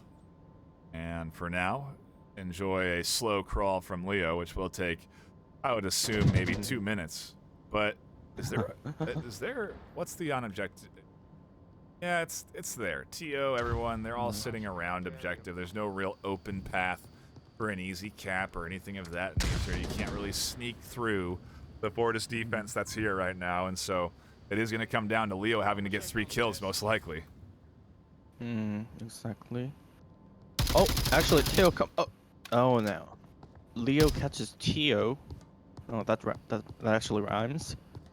And Tipic, I don't even think knows Leo's behind them. Does turn around now to see. Yeah. Hopefully Leo through the window. They push out, and there's the shots from Glue to catch them out. Fortis take their defensive round. They are a round away from taking map 2, and Imperial having a tougher time here on Tanker. Yeah, that's quite unexpected, actually. You know, yeah, just like before, we had the stats up Imperial actually had 100% rate of rounds win. Yeah, people, you heard it about rounds win, not a map win percentage. Jeez. Yeah, so they've lost their first 3 rounds on Tanker all season here today. Yeah. And come on, that's something really amazing. Yeah, I mean that's the beauty of the postseason is that anything can happen. And a team like Fortis, when the pressure's on, can focus up and find opportunities to get round wins. I mean, a cap, no less. If you think about that, on a team that had never lost a round on this objective, on this whole map, there was a cap that started this whole thing off. So, yeah, that is definitely nothing to gloss over. As Fortis are in the lead 3-2 and are a Marsoc round away from taking this map. Yeah, the points are 3-2, and Fortis are just a point away from taking this round. But considering this is a round robin, actually, I think Fortis might go for a cap here again. Right, smokes out. And I might say that C4 about catch downs special ops and finishes him off. Oh, Snooper downs Tio. How many kills? Everyone call out their kills. Snooper downs Tio. Typic is aiming for a kill there at Phantom Operator. One more C4 goes up, but no luck there. Snooper finishes Tio off. Typic is face to face with About. But Snooper quickly turns around and catches Typic. Now Arab and Glue are the only remaining attackers on the Fortis side. I may say, this doesn't look good. It's 2-5. Yeah, and Imperial have these super forward defensive positions that make it super hard for Rob or Glue to push up through the middle at any capacity. They have to go to the basement, but the underground lanes are covered as well, or at least can be pretty quickly. Snooper and Abato can poke down to those bottom floors, so Imperial definitely set up to tie this thing 3-3. It'll all just be a matter of time. See if Blue Sniffer and Rob can do anything and push forward. Yeah. Those 2 rooms does give a lot of advantage for the defenders. You know, yet knowing that those, actually, to get a kill, you really have to get out of that room. You have to move out, but, consider this. From the attacking side, seeing your opponent's face or, someone waving to you just over that window, it isn't a comforting sight. Yeah, and all of these callouts, you have nades that are following them up, so flashes are coming in and shutting them down, and Glue and Abbott having a argument about the validity of these windows here, as it seems a little ridiculous, but hey, they're well-made windows, I suppose. Yep. I mean, come on. Okay, this is a dilemma. I think Glue Sniffer and Rob are going through a dilemma. Yep, they could consider pushing through one side, which will eventually lead to the other side's defenders just rotating around. Oh, it seems they have chosen to take the detour finally. I just threw. How many mags do you have?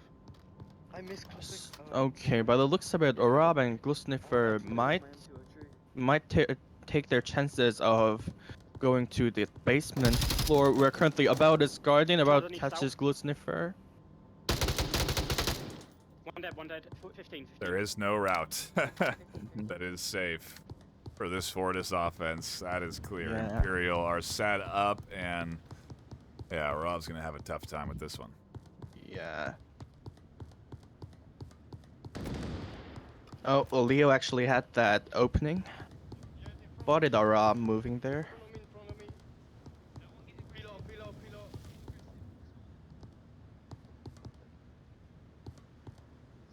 Below. This really is tough.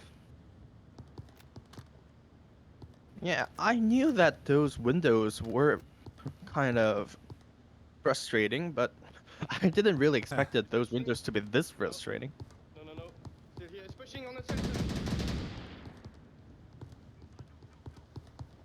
Okay. North. Oh, our man Phantom Operator trades, and that's yeah, that's a point for Imperial, and that's 3-3, a tie and a match point for both teams. We are headed to a Round 6. yeah, round 6, not technically a round 7, but nonetheless a final round to determine the victor of this third map. If Fortis take this, both Imperial and Fortis are tied and map wins 3-1. Fortis ultimately will be in second place as Imperial lead in rounds 1 because they did take 9-1. Although I think they actually might be tied because technically Fortis went 8-0, so if you go by round difference, it's 8 points for both teams for their first set. But with Imperial taking 4-0 map 1, and now if Fortis were to take this 4-3, Imperial would still be in the lead because of the rounds difference. So it would be Imperial first, Fortis second, both of them 3-1. We could be done with this round robin if, on the other side of things, both Bad Boys and Slither win a game, because then they're both 1-3. And from that point on, I don't believe there's any path where, oh, let's see, if they're 1-3 and 3-1, I guess they could win 2 games. Yeah, I guess if Fortis or Imperial lost 2 in their final round. But yeah, that could be a tie. But there's also the option of us having a bit more of a clearer picture and Imperial taking this, and Fortis being 2-2, and then going in. Then we will whoever Fortis goes up against will determine our second place. So we'll have to see. We're still up in the air. The numbers being crunched are the math can hurt your head. So don't think too hard about it. Just enjoy the action as we do get into that round 6. To determine if Imperial or Fortis will take this map on Tanker. Yep. Okay, we are seeing some quite similar defense positions here. Special Ops taking Leo down, and I do believe that was the exact spot where Imperial actually downed one of the Fortis attackers in the previous round. But anyway, Snooper takes down. Sorry, I lost count. Yeah, they took down 2 and then a C4 there. Glue catches another. Fortis have absolutely annihilated Imperial on their push to this objective, and Snooper in a moment is down to their alone in a 1v4. Fortis are looking to take this. It's going to be 3-1 apiece unless Snooper can pull something out of their hat. Yep. It's just some kind of deja vu. Oh! Glue Sniffer catches Snooper, and Fortis actually takes down this map. That's 43. A huge map for them, Minsu. Yeah. I mean, the cap to kick things off, the taking it down to round 6, the final round going so heavily in their favor. Very impressive from Fortis. Imperial have been looking so good today that it's I mean, and on top of this, 4 rounds delivered as losses to Imperial, the first 4 rounds they've ever lost on this map all season. Exactly. Yeah, that was surprising enough. Yep. And we now go to round 3. Up next will be Fortis versus Slither and Imperial versus Bad Boys. We may still have action live on the other channel, so do bear with us if we have to wait for that game to finish. If not, we will be jumping quickly into round 3 right here, so don't go anywhere. More EU round robin action coming up. And as a reminder, after the EU round robin finishes, after the final matchup between Fortis and Slither, we will have a big announcement that we are pretty excited about, and you are going to want to stick around to catch that. But that'll be it for us for now. A quick intermission, and we'll jump back in for round 3 in a few minutes.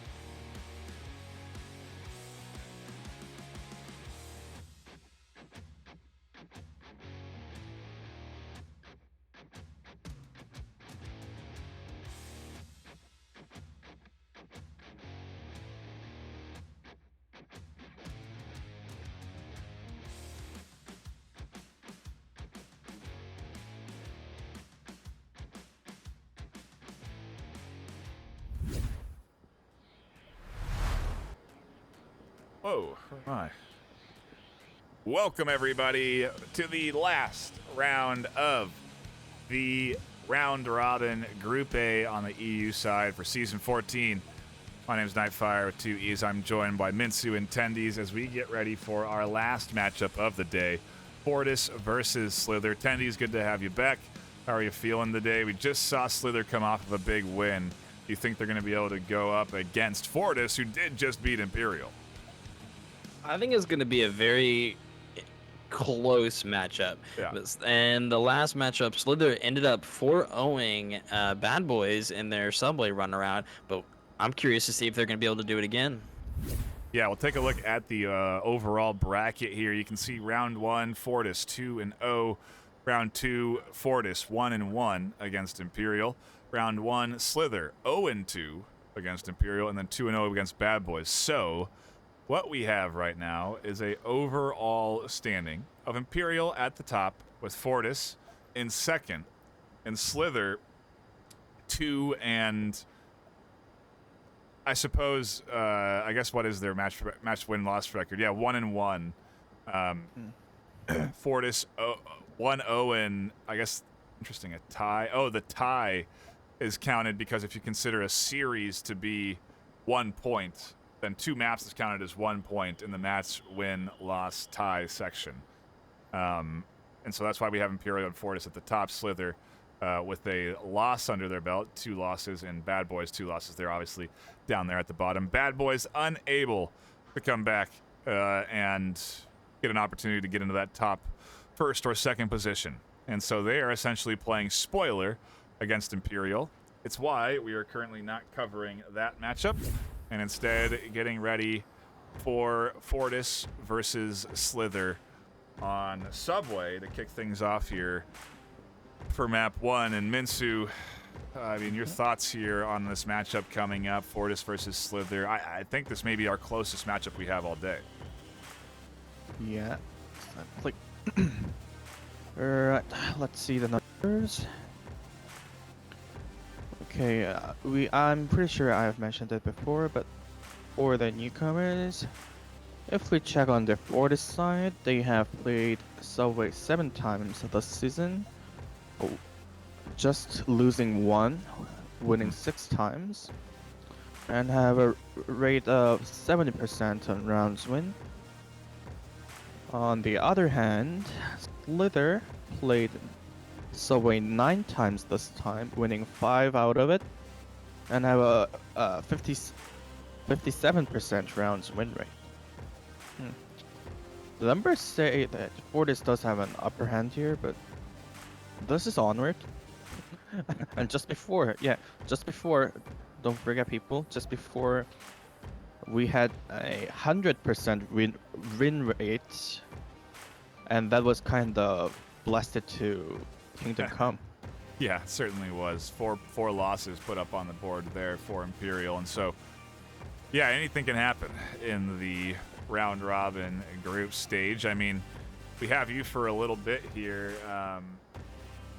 I'm curious on your thoughts, your perspective, Tendies, because you're about to be playing going into Group A for NA. You know, the nerves have got to be an element too right now. And just put yourself in Fortis' shoes. They got to be feeling the pressure right now, I think. Absolutely. I mean, even just in a moment like this, there is a way too much pressure that goes through the majority of players' minds.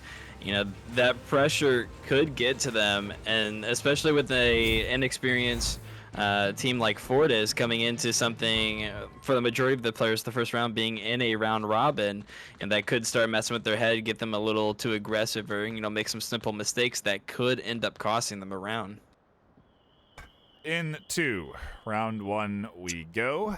We'll be coming back to Minsu for the between round analysis. They've been doing a fantastic job with it. We appreciate having them and you, Tendies, joining us on the cast here today. It's been, so far, pretty dang good games. Pretty quick pace overall, as well as Fortis barrel down the basement lane with just Glue and Spec Ops. The rest considering pushing up through the middle, but pretty standard advance for this objective. Oftentimes, you'll see a prioritization in that basement control. And when we take a look at Slither, they do have 2 in this basement space, but ultimately not a lot stacked up in the bottom floor. Coffee pretty far away in the north, Cookies tucked in, Corian pretty deep tucked into that railway. It's kind of risky positions. Maybe they'll pay off. Corian could find a pick here soon.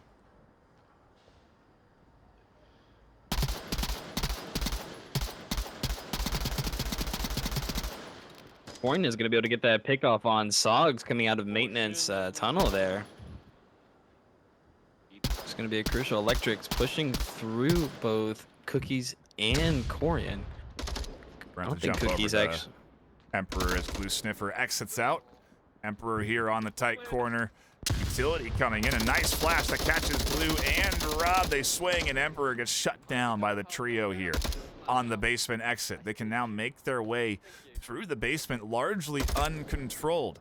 Just Bernie in this basement floor, and this is a right position for a cap from Fortis. They really need this defense to swing back, and when they do swing back, they have to worry about the offense. That is upstairs.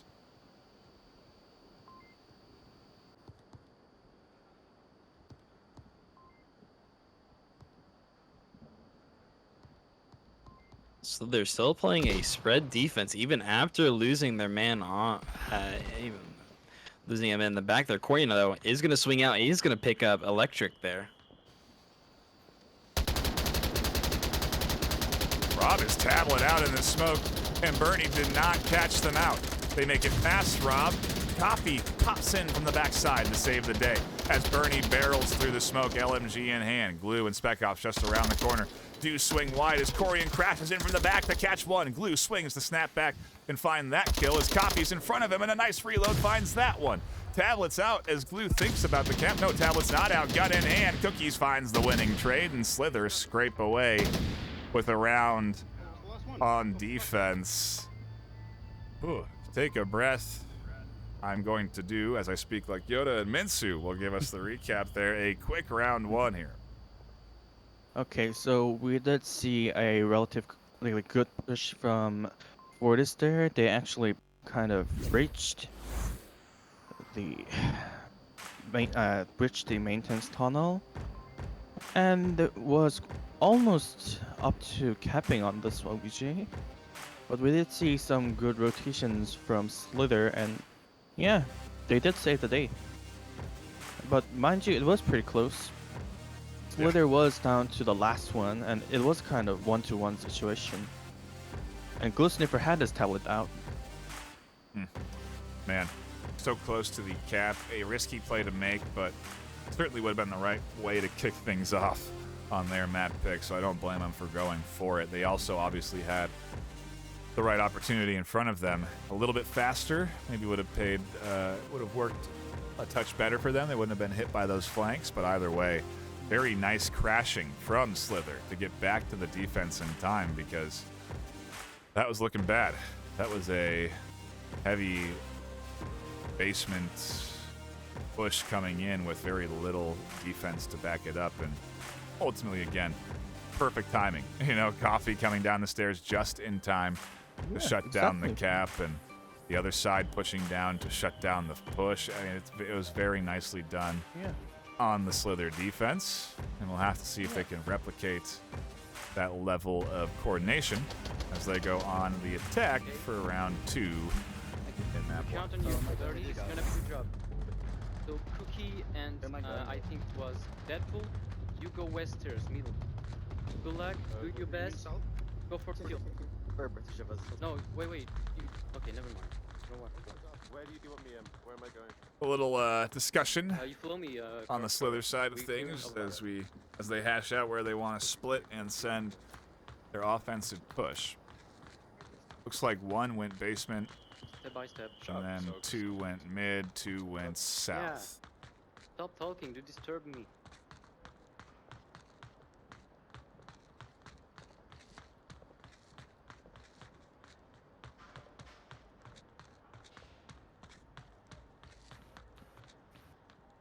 Emperor scanning for any Right now. C4. Main catwalk entry point, and ultimately see much of anything. I think they threw a... I thought they threw a utility that didn't detonate there. As a nade comes in. That doesn't seem to detonate either as Corian catches the kill. Hopefully Emperor didn't have a frag in the hand when they went down as Corian swings back to get the res. They do get picked up, and they are fortunate that Emperor hadn't pulled the pin, because that's an easy way to lose too. You know, you drop back to get the res, and there's a live grenade on the floor. It always hurts to see, but not today. As Sog touchdowns Bernie in the basement, and it's going to be this top floor advance that's going to have to make things work. That's going to be a very crucial pickup there. That was their only person for Slither. He was the only person inside of maintenance tunnels, so Sogs are going to be able to hear above him, get out this info to the rest of Fortis there, and they're going to be able to readjust their defense for their approach. Wonder if Sogs is going to consider trying to push up to this floor. Definitely risky, but they're clearing out the basement to make sure no one else is down there. And that is, like you said, good info to have as well for this Fortis team. Be able to comfortably know that at least Spec Ops won't be contested anytime soon. Of course, rotations happen, and so you can't be assured in that clearance for too long. And Sogs is even going to sit in the basement to make sure that if anything does happen, like Coffee trying to push down the stairs, well, they'll run into Sogs. The Sogs now actually maybe trying to get in front of Coffee here, pushing up, tries to take the shots, and Coffee tucks in just in time to avoid it. Sogs instantly drops back and at least tucks into the stairwell to avoid the utility that's now coming in from Coffee. Sogs is going to swing that corner. He's actually going to pick up Coffee, but he's going to get refragged by Cookies in the back along the train tracks. Still bringing this down to a 3v3 situation.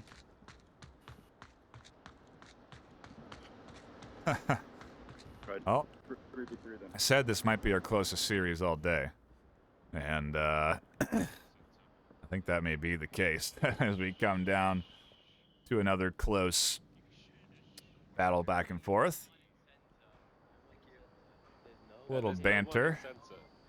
Thank you. You're welcome. Corian and Glue Sniffer able to hear each other through the If it's not this cement floor there. So they're having a bit of a joke back and forth. A bit of a laugh as Glue identifies Corian up there and Corian identifies Glue beneath them, and both of them hear the comms they're sending to their team, and it's a common Onward sight to behold, but really only one you see in Onward with the open comms like they are. Smokes start to come in, and the push seemingly is here for Slither.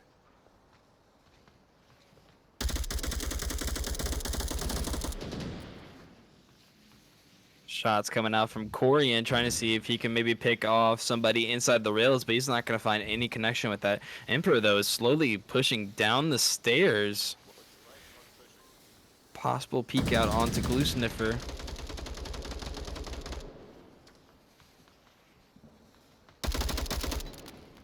Emperor swings, he's going to pick up Aram. Emperor also picking up Glue.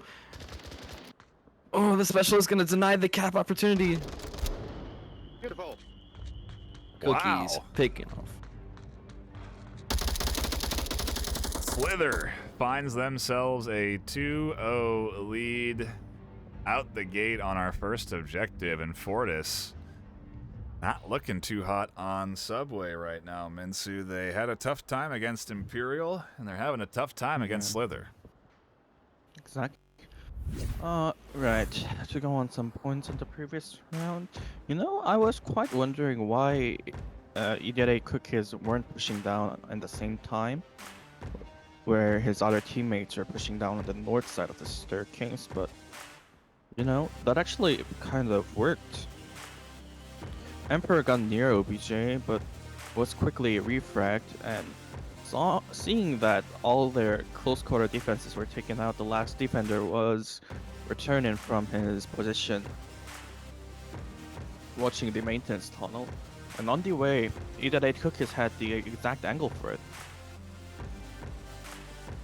You know, I might say that was out of luck, but well, the after-all results did pay them off.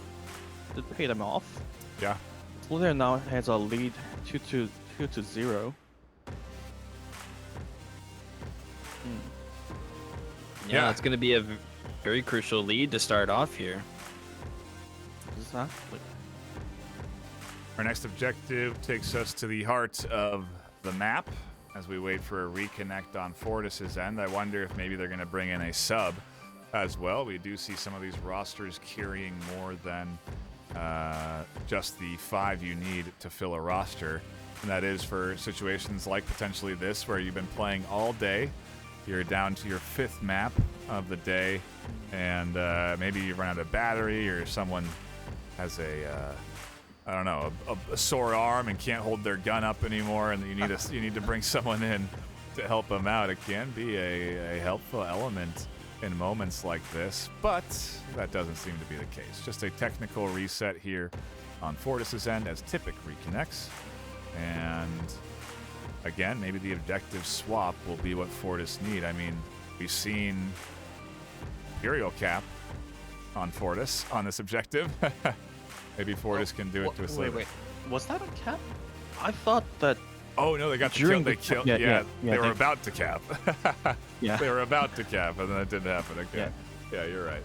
But Yeah, Either but it was way. quite close. Yeah. yeah. Attendees, I mean, Slither, obviously playing in a 4v5, a little different, but they did play Subway just a few rounds ago. Do you think they have it in them to take this 4-0? I think they do, because if you take a look at it, though, Slither had to play their matchups, whereas Fortis got a bypass, so to speak, for their first round. So they've been playing longer. They got a lot more opportunity to have been warmed up, ready to go, ready to fight.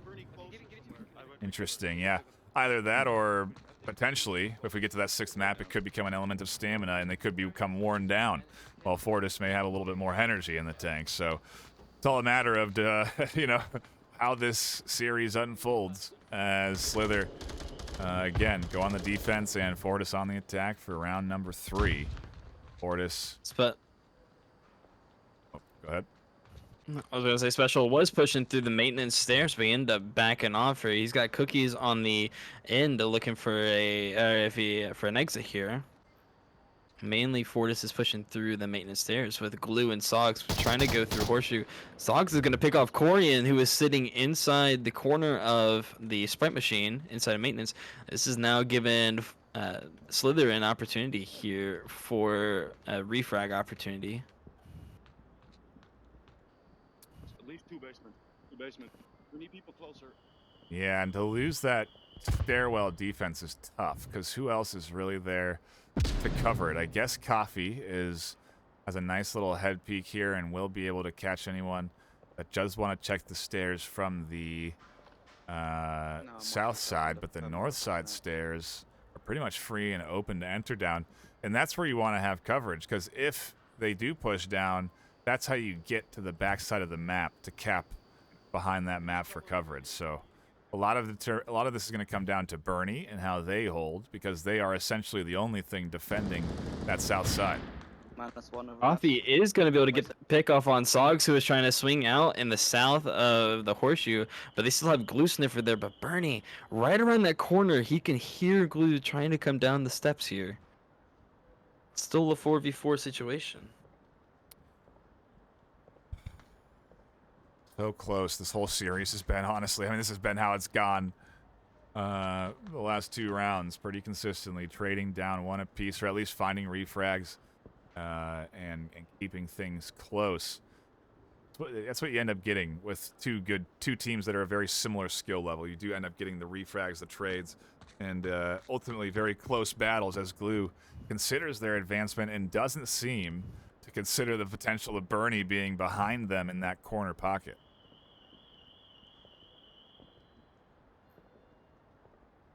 Bernie no, was he's this. back. If Bernie swung out just a little bit, he'd be able to get that pick off on Glue Sniffer. He did also take a little look over there for a moment, so maybe they're aware that there's a potential threat. Is uh-oh, a -1, -1. Basement, team basement. kill comes in that ends up getting capitalized on by Idiot Cookies. They're able to get that confirmed kill as Glue pops out to catch Coffee. Finally, the push comes in from Bernie. They shut down Glue, and now the objective push as Slither crash back to deny any sort of cap opportunity, and it's the right play to make. It's a play they can only make with the knowledge they have that there's 2 left in this tight corner, and they are really pushing in, and that's because if we go out of first person, we see the smokes, and there's a lot of them. It's a heavily smoked objective. They don't know where this offense is as flashes come flying out of the smokes from both ends. Spec Ops trying to make an impact. Emperor is blind. Spec Ops pushes out through the smoke. They catch Cookies in a nice move. They swing back for Emperor, and it's a double. They're looking for the third piece as the final smoke diffuses.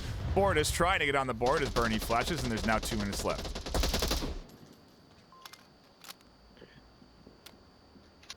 One-on-one situation here. Bernie versus Special. Bernie has to hold off the objective or kill Special in the next 2 minutes here.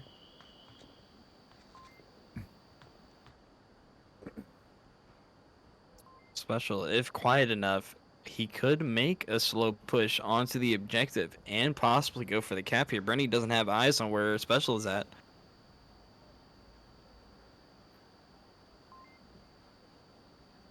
There's a lot of things they could do. It's a minute 40. You can go to the basement. They can rotate around to the other set of stairs and come up from there.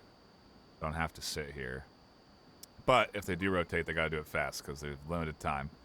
Minute and a half isn't a lot, and it will probably take 30 or so seconds to get from basement to the other side of the basement. And Spec Ops, oh no, don't tell me they're going. No. That's too long. A minute 10. Wow, this is a risky rotation. Maybe if he gets the horseshoe in time, he could Right. potentially take it. But Bernie's got to rotate around. He's got to be thinking that he's got to be thinking that Special is rotating. He's got to know it's a one-on-one situation for him. Yes, they have a minute, and so Spec Ops does have some time. Definitely enough. Oh my gosh, they're taking the longest route they could to this horseshoe. This is killing me. This is not a fast route. And Bernie, honestly, I think can may potentially hear the footsteps above them in the catwalk right now. So they may know that this push is coming. I think he does here because he's starting to swing out into the tunnel. He's now inside of the tunnel where everything just happened. 20 seconds left. Spec Ops is taking too much time. They have to push to Bernie and find this kill because they're not going to be able to cap. Maybe they could. How quick could the cap come in? 2 seconds. 5. That's what he needs. Bernie's here. And Bernie tucks in. Perfectly timed. And clicks down. And Slither are up 3-2-0 here to kick this thing off.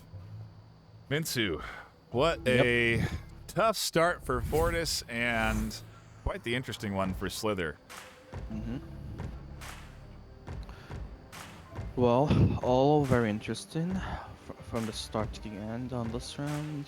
Yeah, I had you know, what surprised me most was that as soon as there was that the horseshoe area was clear, and the moment they saw the smokes billowing out from that tunnel right next to OBJ, well, all of the slithered remaining defenders like returned to OBJ without any hesitation, and that's something. I know that they are ranked high, but even though we've seen the past rounds play out, you know, I think that's one of the good things about round robins. Yeah. Learn from your previous round. Yeah, and if And you're I think, yeah. if you're looking at the whole series here too, it's interesting to note that the way this shakes out is that if Slither take this map, they have to win the second one. They have to win 2 maps in a row to go 4-2 and be first or second, depending on how well Imperial does. It's our anticipation that in a 4v5 scenario, which is what Imperial will find themselves in going against Bad Boys, that they will take both maps, especially with how they've been playing. Of course, anything could happen, so maybe that won't be the case, but we can assume that they're going to take 2 more maps, and Imperial will push through this 5-1. And so what that means is that this match is to determine second place. It is to determine who will come out and push through this round robin. And to that point, again, if Slither can win both maps, they advance on. If Fortis win just one, I believe, they advance on. And so it's really up to, I guess, Fortis to try and wrap this thing back and try and get some points on the board here. Subway definitely not going their way. As Spec Ops now is going to try and fend off this push from Coffee. Oh, Coffee ends up getting 2 hit markers on the special. Oh, he's going to get the kill on the special, making this now a 4v5 situation for Fortis. Fortis having to struggle for a defense here. Tipic doesn't know that their horseshoe died.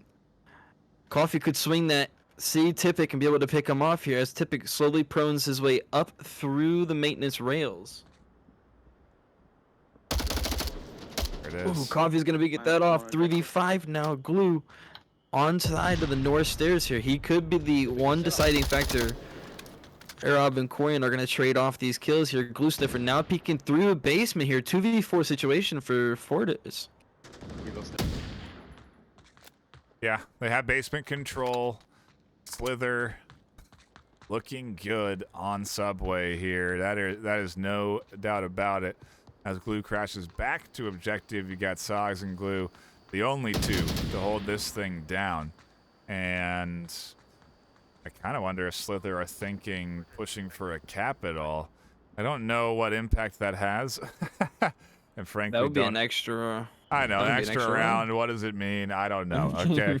I'm not going to do the math on it, all right? But maybe they'll go for it. We'll have to see. It could also be just the path of least resistance, ultimately. And so it's all a matter of how Slither want to push out of the positions they have controlled.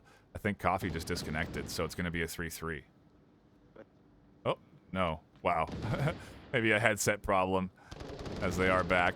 And in the meantime, Corian has popped up to catch a kill on the Glue.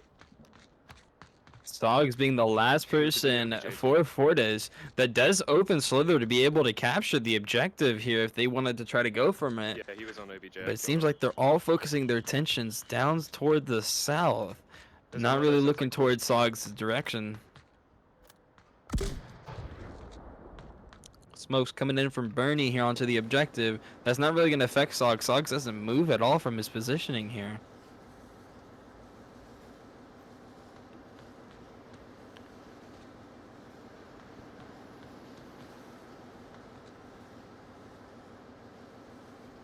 Very slow start. Corian now making his way towards the objective here. He has the best opportunity for a cap, but Sogs is in the red tunnels all the way to the northwest of the southwest of the map here.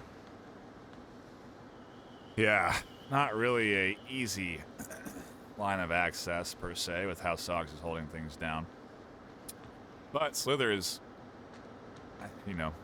taking their time. They've got full control. They should have a relatively accurate kill count. And they should know they're in a 4v1. They're playing it still very safe. And, I mean, it makes sense. It is the round robin. It's just to determine if you advance in to the regional finals. And if you don't, your season's done. So you obviously want to play things as safely as you can. And in some cases, I suppose. But in others, it does benefit taking risks, as we see Corian slowly working up here. Maybe there's a cap in mind for Corian. Again, the path of least resistance can sometimes be putting 2 points on the board. Absolutely. Corian just on the ramp. He's now looking to go for it. He's behind the mirror. Corian going for the cap. Nope. Maybe? Oh, gun's out. They're looking for the kill. Sog's going to be able to pick off Corian and Coffee now in a 2v1 situation here. Sog's tossing a flash towards Bernie. That's going to miss him, though. That's going to be too far off. There's more. Sogs. That flashbang's going to land perfectly. Bernie's going to be flash here. Sog's swinging out here. Cookies still trying to look for Sogs here. He's not going to be able to pick him off. Looking in the wrong direction. Oh, my goodness. Dogs finds more utility off of the downed enemies. That comes down Bernie's way. Holds him off, and there's a minute left. Oh, and they didn't see Cookies just my peek out God. there. Sogs nor Cookie saw each other, and they both backed up into each other's line of sights. Oh, There there we go. it Cookies now is. is it. Slither 4-0 Fortis in map 1. And, well, they're on the path to moving on in this round robin. They just need to win another map against Fortis. And I think we go to Fortis's map pick here for map 2. So I think probably Downfall or Tanker are our available options, but I guess we'll find out soon enough. I think my vote's gonna go to Tanker. Minsu, your thoughts on map 1 going pretty solidly to Slither? Exactly. Yeah, about the last round. Yeah, it was surprise after surprise. I mean, yeah. Yeah, it was a good heads-up start for Slither, and Fortis did had some chances of taking it back, but no, I think Slither managed to hold it up, and then, well, it did pay off.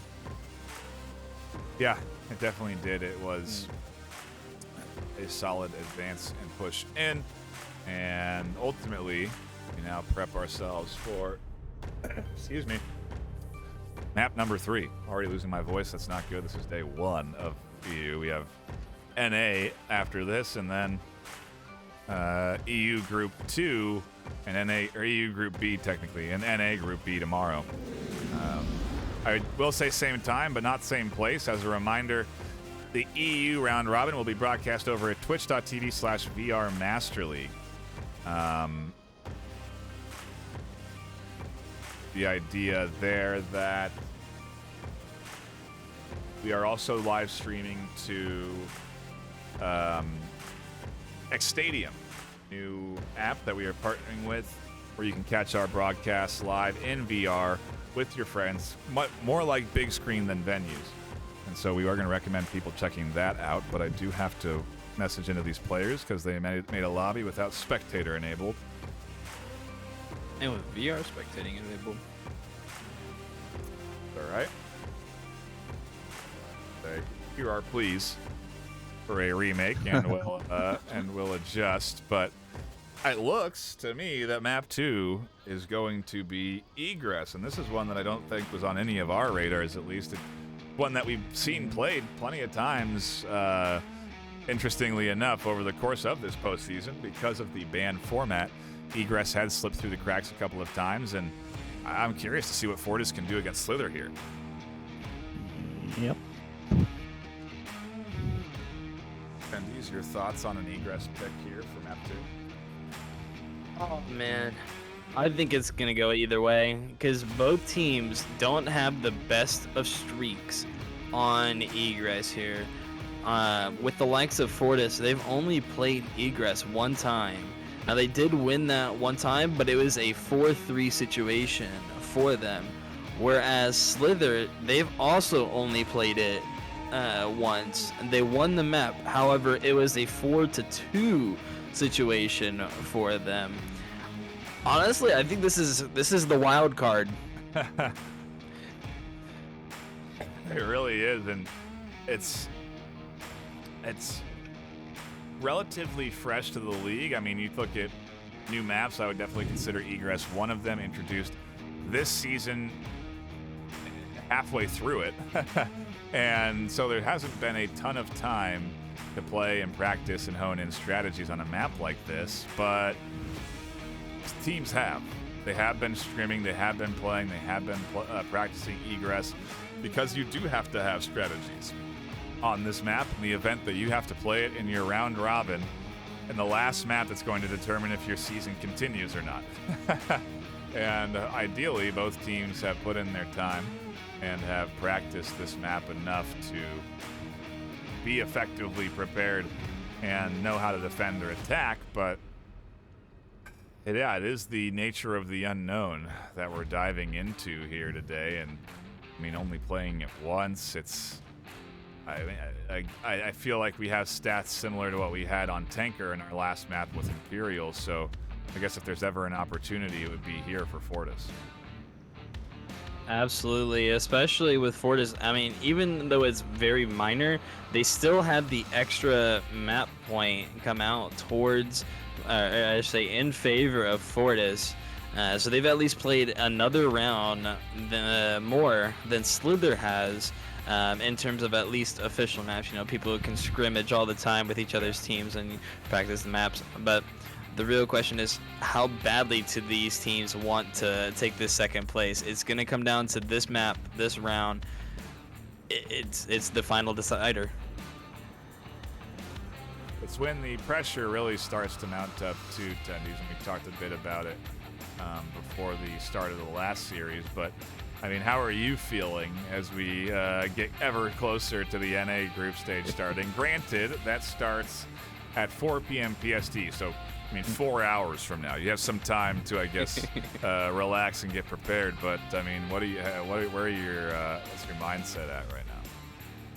I am fully confident in our team's ability to win. I mean, there is going to be some great competition that we're up against, and we're up against, you know, like the EU side has been the top 7 teams here. We took the 8th seed after winning the Challenger Cup 6-0, with each map win coming to us. But, you know, our team, we've been scrimmaging every day, at least 3 scrims. We've been coming into this trying to get really, really prepared for this, and I think we have at least the best shot that we would have ever had at winning this.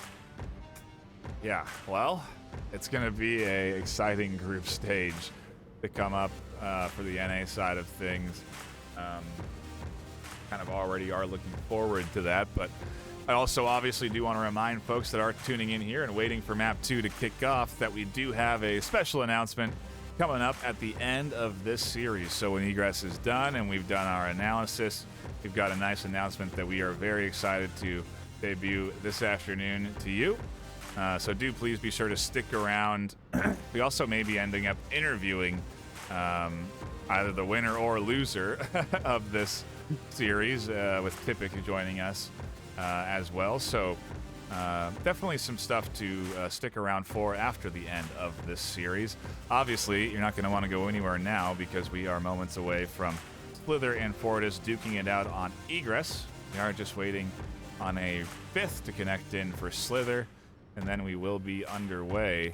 And again, this is kind of where we talk about the stamina becoming a factor. For Slither in particular, they've played 6 matches. Well, this will be their 6th map today. In a matter of hours, really. I mean, we have flown through 6 maps of gameplay in 3.5 hours, roughly, and that's that's a lot of that's back-to-back maps very fast. You know, with little break between. I mean, and oftentimes 5-minute break for these players. So maybe it's a technical timeout, you know. Maybe they're getting a little charge into the headset of the controllers because they have been turned on for so long. But once we have that 5th for Slither, we will be diving into the action. And yeah, I mean, hey, this is like we said, the decider. So I'm going to want to stick around for it. But I think while we do have some downtime, we can shout out our sponsors, ProTube VR and VR Cover, supporting the VRML essentially since its inception. We appreciate them as sponsors and always have, and they continue to provide hardware and cash to our champions. In particular, cash going in for the winners of 1st, 2nd, and 3rd. I think worldwide. I don't know what the end format is.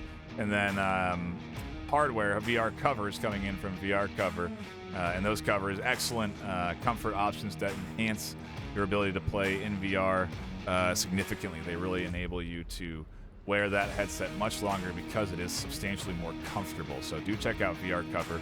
ProTube, in comparison, offering fantastic stocks that help stabilize your aim in any of your favorite VR shooters. And they also have haptic feedback versions that offer enhanced realism and immersion.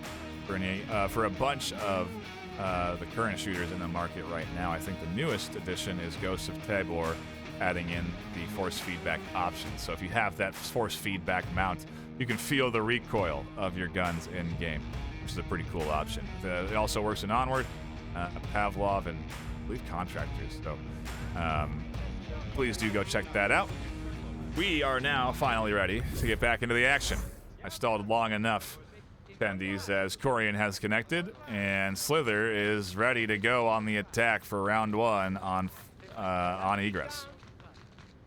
So it looks like they're gonna try to do a 5-man push down the south here, trying to come to the backside of the gas station here against Fortis, which is a strong tower position if they can pull it off, but it is going to be a very difficult push to try and to get to. You can see Corian doing a little arm stretching before getting into the action, and like I said, hey man, sore arms are a reality in a game of Onward. You have to hold them up in front of your body. You know, it's not a natural state for you to be in. It works the muscles, and after 6 maps and essentially doing it for 3.5 hours can impact you. Can't get a little sore. Things can get a little tired. So we'll see if that does impact Slither and their ability to hit their shots at any capacity. No, I mean, just in case you forgot to switch it, because you cannot use it. No. Absolutely. Typic is watching the backside, or at least listening out for some players to start sweeping through the gas station area. He stands the greatest chance to actually to get an early pickoff on maybe Entrepreneur or Emperor, sorry, who is trying to sneak through the garage there. Yeah, the rest of Slither in a trio pushing the main streets. They'll be making their way into the like you said, that garage, and eventually running into, like you said, Sogs, who's holding that position down, as well as Typic on that backside. The rest of the defense tucked in around objective, and going to be a little bit before we get to a push at this objective, especially considering if they do end up going through the basement. There's no real easy way to get out of that garage and up to this objective outside of going up the stairs and going out the main door. And so there's a route. It's a bit of a long one to get to this objective, and Fortis seemingly are well prepared. They seem to have a setup that understands the routes of this that this offense could take. Absolutely. We're nearly 3 minutes into a round. Shots have not been fired yet, which is excruciating. Oh, and right as I say that, Coffee manages to pick off Sogs inside of the parking garage here. That's going to then allow Arub to know that he's got somebody right below him. Glue Sniffer is going to hear the footsteps coming out of the garage entrance here onto the objective. Glue going in to swing the corner. He's actually going to get picked off by Coffee as well. 5v3 situation for Slither. The objective is wide open to capture. Slither is playing clean this afternoon as they sweep Subway and are looking to grab themselves another round here on Egress as they get right on top of the OBJ. Smokes are here. The M203 perfectly launched down from Bernie and Idiot Cookies. And if anyone, Slither seems like they're prepared to push this objective. Where is the on-OBJ defense? It's nowhere to be found as Spec Ops team kills Arub on the rotation back through.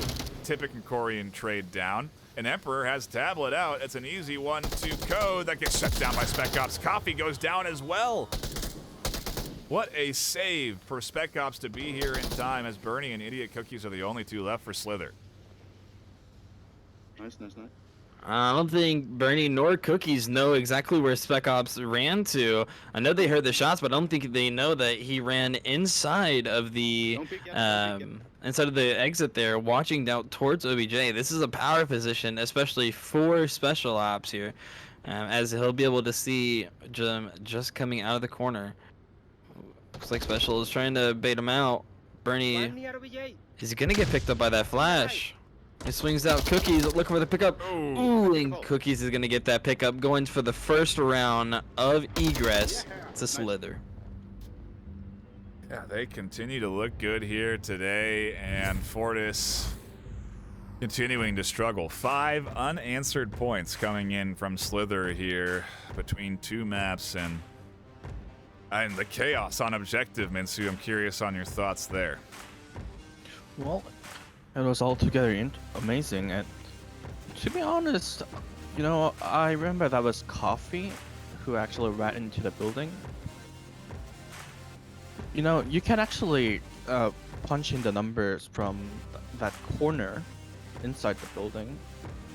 And you know, when I first saw Coffee running in there, I thought that was what he was going after, but obviously that wasn't on his mind. He was just checking to see if their bag was clear, and that move did actually gave Spagoff's chance to defend the OBJ off by catching both of them. Then it was a nice cover-up from Idiot Cookies as Spagoff flashed the other teammate. It really was nice. And actually, yeah, Fortis did lose 1 point, but actually I think we saw some amazing defense there. Oh yeah, that could have been 2-0 for sure.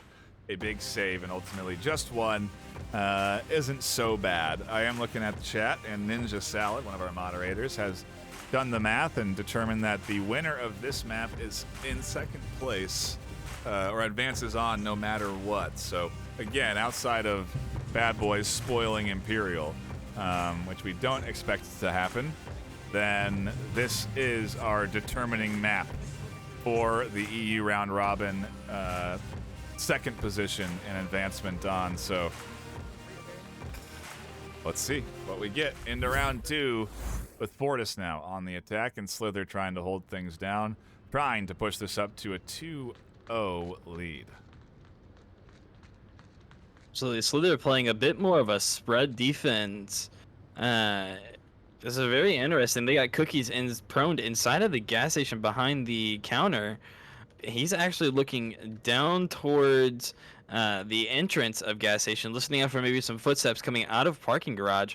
If he was to peek his head over just a little bit, he'd be able to see Tippik and Glue Sniffer as they try to push across the main street here to try to wrap around. Looks like Fortis is trying to pinch both sides here in a fast approach. Yeah, they're not wasting any time. They have 2 more coming in from that west side as the trio advances from the east. It's all going to be a matter of pinching in down the long lanes, and like we heard Minsu say, getting into that objective building and capping around the corner. There's an option there for them if they can get to that position. So, you know, it's going to be up to Cookies here to do something, but I mean, Fortis may be able to just kind of work right past him. Coffee catches Rob in the north at the very least, but a quick refrag. No, Coffee with a double. That's the north, or that's the east, the west. You do the math. The west piece going down, and it's up to the trio from Fortis. See, the thing is, the trio actually managed to get themselves into the south approach, or into the northeast of the map, the very hard, crucial power position that we were talking about earlier in the last round. They have the opportunity just to kill off Bernie, and they can run into this objective and capture it with ease. But Cookies has to be hearing Glue Sniffer around that corner. Glue doesn't realize that Cookies is in there. Smoke's gonna come out from Glue.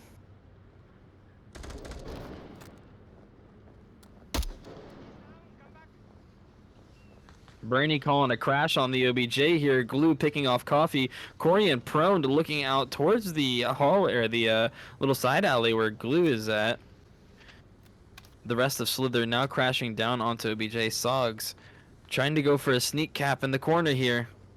He's not gonna be able to do it. Cookie's gonna pick off Tippik. Emperor tossing a flashbang right on to Sogs. That's gonna hit him perfectly. Emperor now swinging that corner. He's gonna pick off Sogs. 1v4 situation. Glue onto the objective now. Ooh, only to get picked off by Corian. A 2-0 lead for Slither coming off the start here. I mean, the Slither team continues to impress, and I think surprise this both myself and I mean, hey, our predictions didn't. Oh, Minsu, You're right, Slither. You had him on your on your list. Yay! Alright. This was a the Slither. I think this is probably arguably the most scouted team that Slither has gone against. I think they really sat down and did their homework on Fortis, anticipating that they weren't going to win against Imperial, but they could at least take up second place, and really scouted Fortis hard. Yep, that seems to be the case. A quick analysis on the previous round. You know, I was quite worried about Cookies not rotating back immediately or taking any actions after Ghoul Sniffer caught Coffee around that corner. You know, with some, if things were a little different, Cookie in gas station, I think, Fortis could have gone for a cap there. Cookie, if Fortis managed to take out all the close quarter defenses, Cookie won't have been able to rotate in time. But still, it did work out well. Did indeed, and now Slither is staring down the barrel of a map, a series, an advancement on if they can take this cap. It is a huge round for them on the offense, and I'm curious if they're assessing the idea of taking the risk for a cap. If there ever was an opportunity to go for one, it would be now.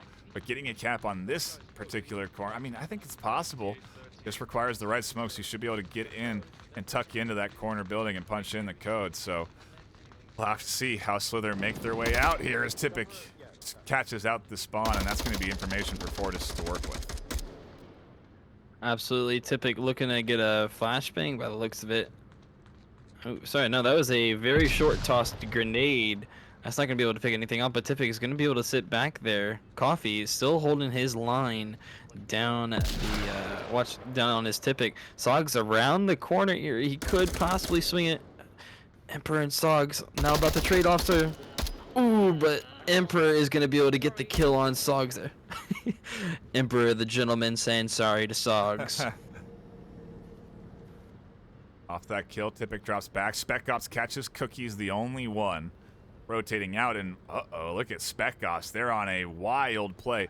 They need something to work, and it's a flank that Spec Ops has deployed here. They're looking to catch the back of this Slither defense, take the tail of the snake before the head. Oh, look over at Emperor. Emperor has rushed up onto the objective here. Emperor way ahead of everyone else. He's trying to go for the cap right now. Can you cap from inside that corner? Is there a way? Not in that corner. On the other side, you can. He's on the wrong building, though. Oh, he's trying. He Utilities saw out. some smoke out there. Oh my gosh, a huge shutdown with how close Emperor got. And everyone else going past Typic here, who's on the backside of this offense. Doesn't see Birdie to their left. Coffee catches them in the back, and it's chaos as Slither push in. Glue shuts them down through the smoke. And there's Coffee and Corey in, make it just Coffee.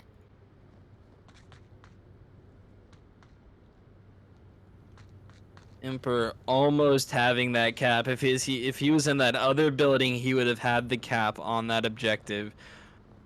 Oh.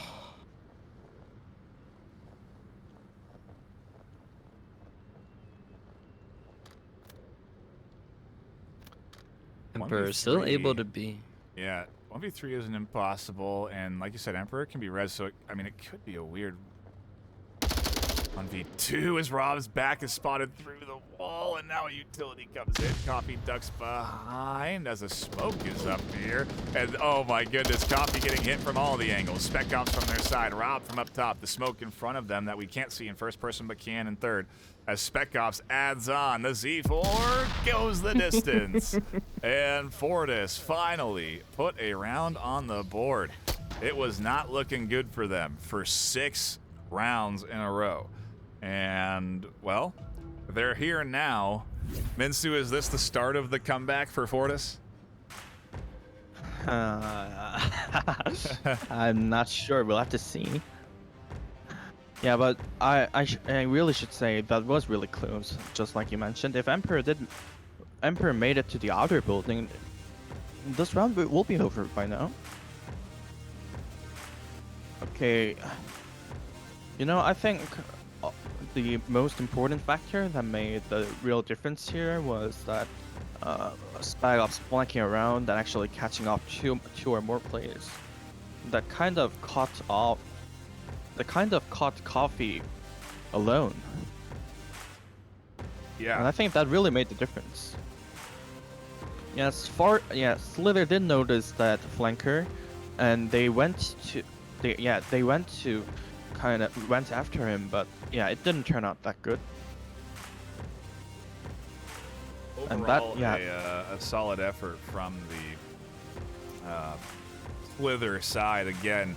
Close to taking the map and just ending the series right there, and taking us right into our announcement that we have coming up here at the end of this map. Not going to want to miss it, but man, what a, to your point, performance here from Slither. And let's recap. I mean, this is a team, attendees, that's advanced through the Challenger Cup. It's not often you see a team like this able to contest in the top 8, but I guess EU, they're all pretty close in the top 10, and frankly, anywhere we go, NA as well, they're all pretty close in the top 10, so it's not crazy that we're seeing this, but Slither is looking to take this series.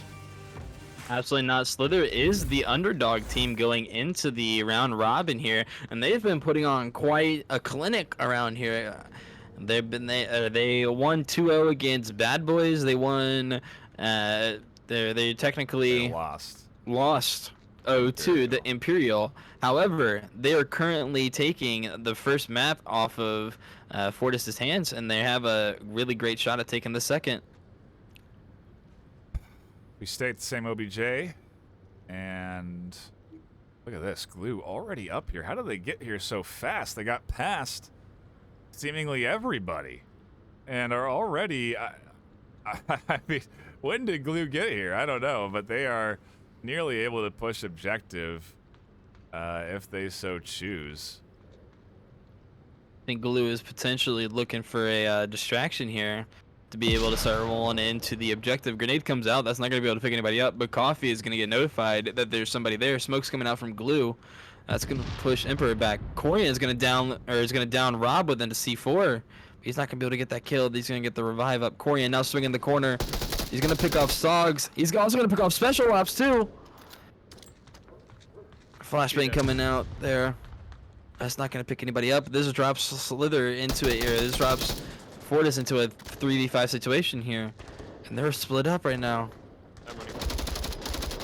Glue's trying to battle Coffee in the meantime, as if Glue could win that fight, they could have a chance at pushing the objective, but they can't seem to find the shots they're looking for as utility comes in from Coffee in their direction. And Corian continues to battle back the Fortis push. Tipic goes down, and Rob is left with Glue in a 2v5.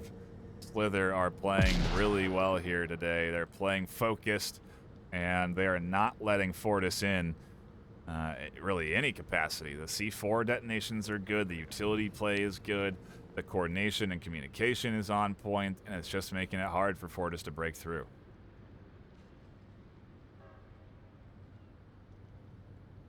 Absolutely. It looks like the rest of Slither is starting to crash back towards OBJ here, even after getting the 2 kills. I think Glue Sniffer had spooked Coffee just enough that he called out for a crash here back to the objective.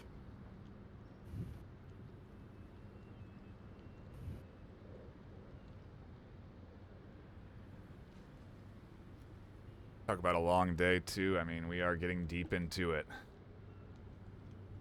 Could be stamina being a factor here for Fortis. 4 hours of playing Onward at a competitive level can definitely wear you down.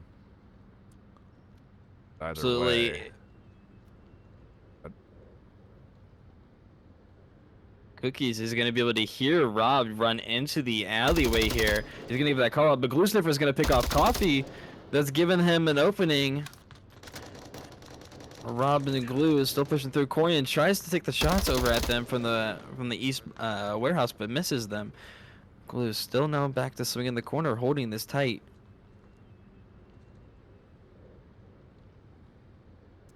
problem is that if Blue does want to push objective, they are going to eventually have to cross Emperor's line of sight from inside the building.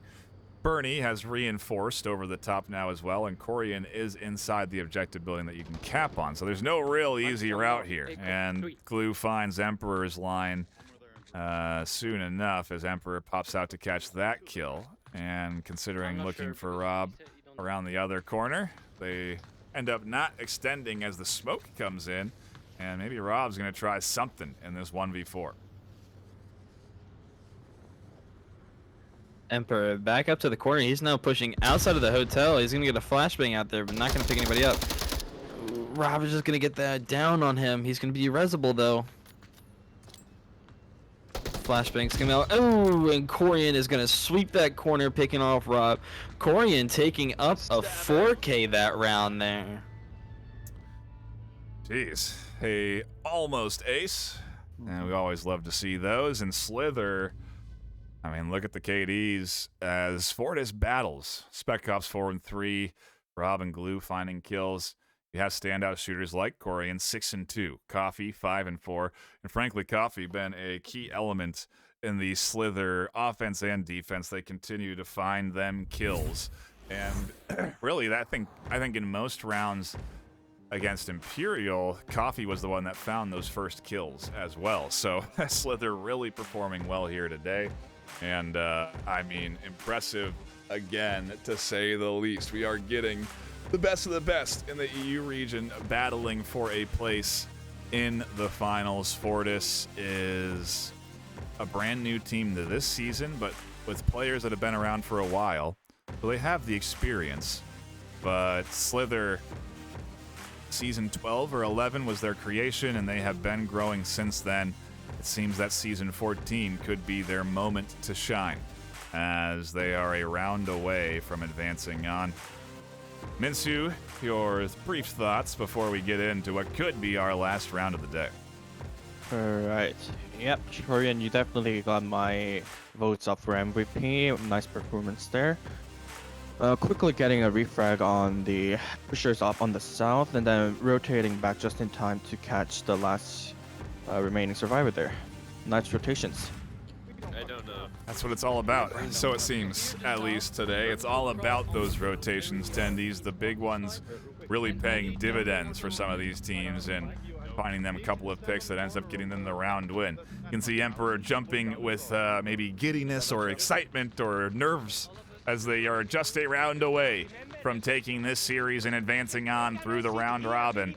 And yeah, you can even hear in their comms, Bernie, you know, almost yelling at each other so they can make sure that they're heard as they do push in. The hype is here, and Fortis are just simply battling for a chance to stick around. Absolutely, you got a lot of strats coming off. Emperor is going to be able to see that C4 before it's going to be able to do anything with it. Coffee now swinging on that corner. Special Ops going to get the wound. Tipic is not going to see him. He's going to be able to get off the pick off on Connie. But Bernie is still wounded. This is still a 3v4 situation here. Special pushing through here. Emperor looking for the pick off. Oh, almost got it. There is one behind. Corey's going to be able to pick off. Special Ops looking through for it. Oh, they're running next to each other. Oh, Special Ops are going to be able to get the kill. Cookie's knocked down through that 2v2 situation. Tipic is the last one on their south approach here. Flashes and smokes coming through. They don't know that there was a trade-off there. Tipic's holding the corner very, very tightly. He is not letting Cookies out of his sight here. We are into a 2v2. Masags holding the objective, and Tipic, the real one on point to fend off the duo pushing in as they swing wide. Corian hears it. They're going to be a challenge. Tipic not expecting this on the outer edge, and it's a battle around the pillars that trades down to a 1v1. No closer way than this one. With 4:20 left on the clock, it's going to be up to Idiot Cookies pushing in on Fortis and trying to take this final round. So Sogs waiting on the outside of the door for potentially what Cookies could try to run through. Cookies opting not to continue that push on the same spot, but rather, I think he's trying to maybe go around or look for some util. think he's looking for some utility. He's continuing up with that south approach still. Sogs, he's got to think that somebody is on the objective waiting for him to start circling around.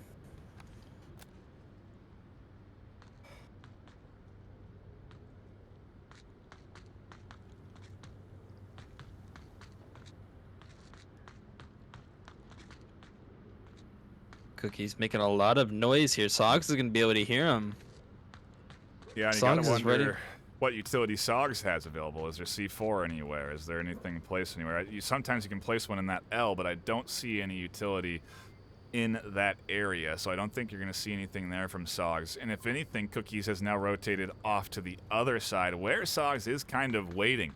So there's still hope for the Fortis defense, who are all now sitting in lobby, fingers crossed, watching Sog's perspective, just hoping that they can hold this thing together. 3 minutes left, and 1 round separating Slither from advancing on to the final stage of the EU postseason. Cookie's trying to look around the stair, or around the corner of the stairs there, seeing if he can see Sogs. He's not going to be able to see him. Sogs still looking at that doorway. He thinks Cookies is going to come around, but Cookies is actually electing to go all the way out towards the street, and he'd have a perfect line of sight onto Sogs if he goes up the stairs here. Oh dear, this could be the series. Oh, and Cookies is going to give away their position with a nade. Oh, maybe not. Oh, it's a good nade. It almost goes. It almost hits Sogs. That was so close. What a toss. Sogs now creeping up to the window. Cookies has no clue where he's going to be at. That's a lot of time. Smokes come out from Cookie. That's going to block off his vision onto Sogs. Sogs now has to come around the corner. He's going to... Sogs, I think Cookie saw him. No, I don't think Cookies was looking. Minute 36. Cookies realizes they have this height thing they can do that you're talking about as they do get up onto the catwalk. A little bit of cover as well for them to get a 3/4 shot out. And a lot of time. Minute 20. Unfortunately, Sogs now rotated out of that window, so now Cookies has no advantage onto Sogs here. Sogs holding that corner so tight. He's desperate to hold it. Well, he can really he can do this because he can play the audio game. With limited time, Cookies has to kind of sprint in here. And so Sogs will hear Cookies if they push objective, and they'll catch. Onward timing is what they'll catch. Oh, fucking hell, yes. Cookies takes the final kill, and Slither 2-0 Fortis to take the win and advance on to the finals next weekend.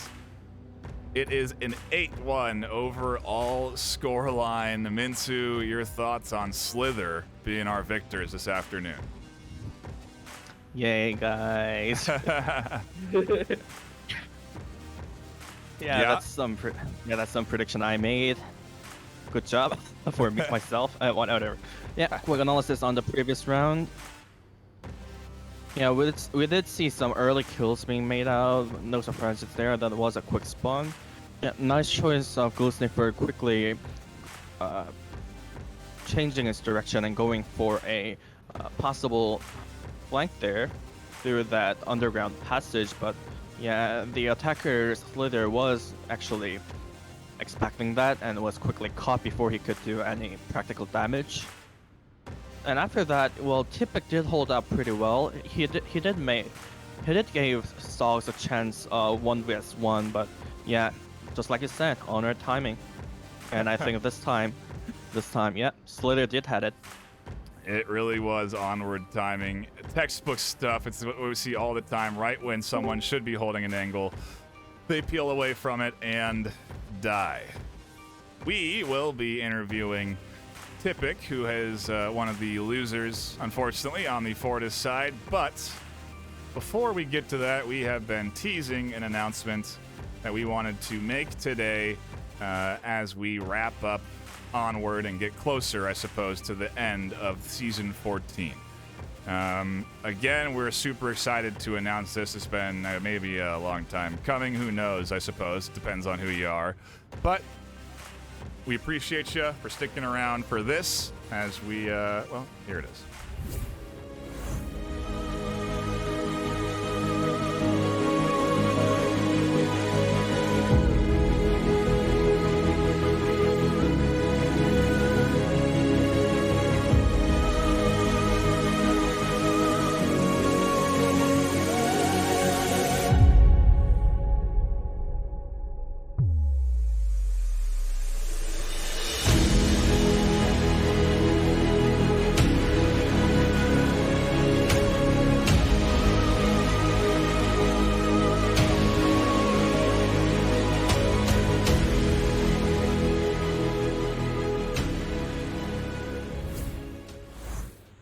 Yeah, that's right, everybody. Breachers is coming to the VRML this summer.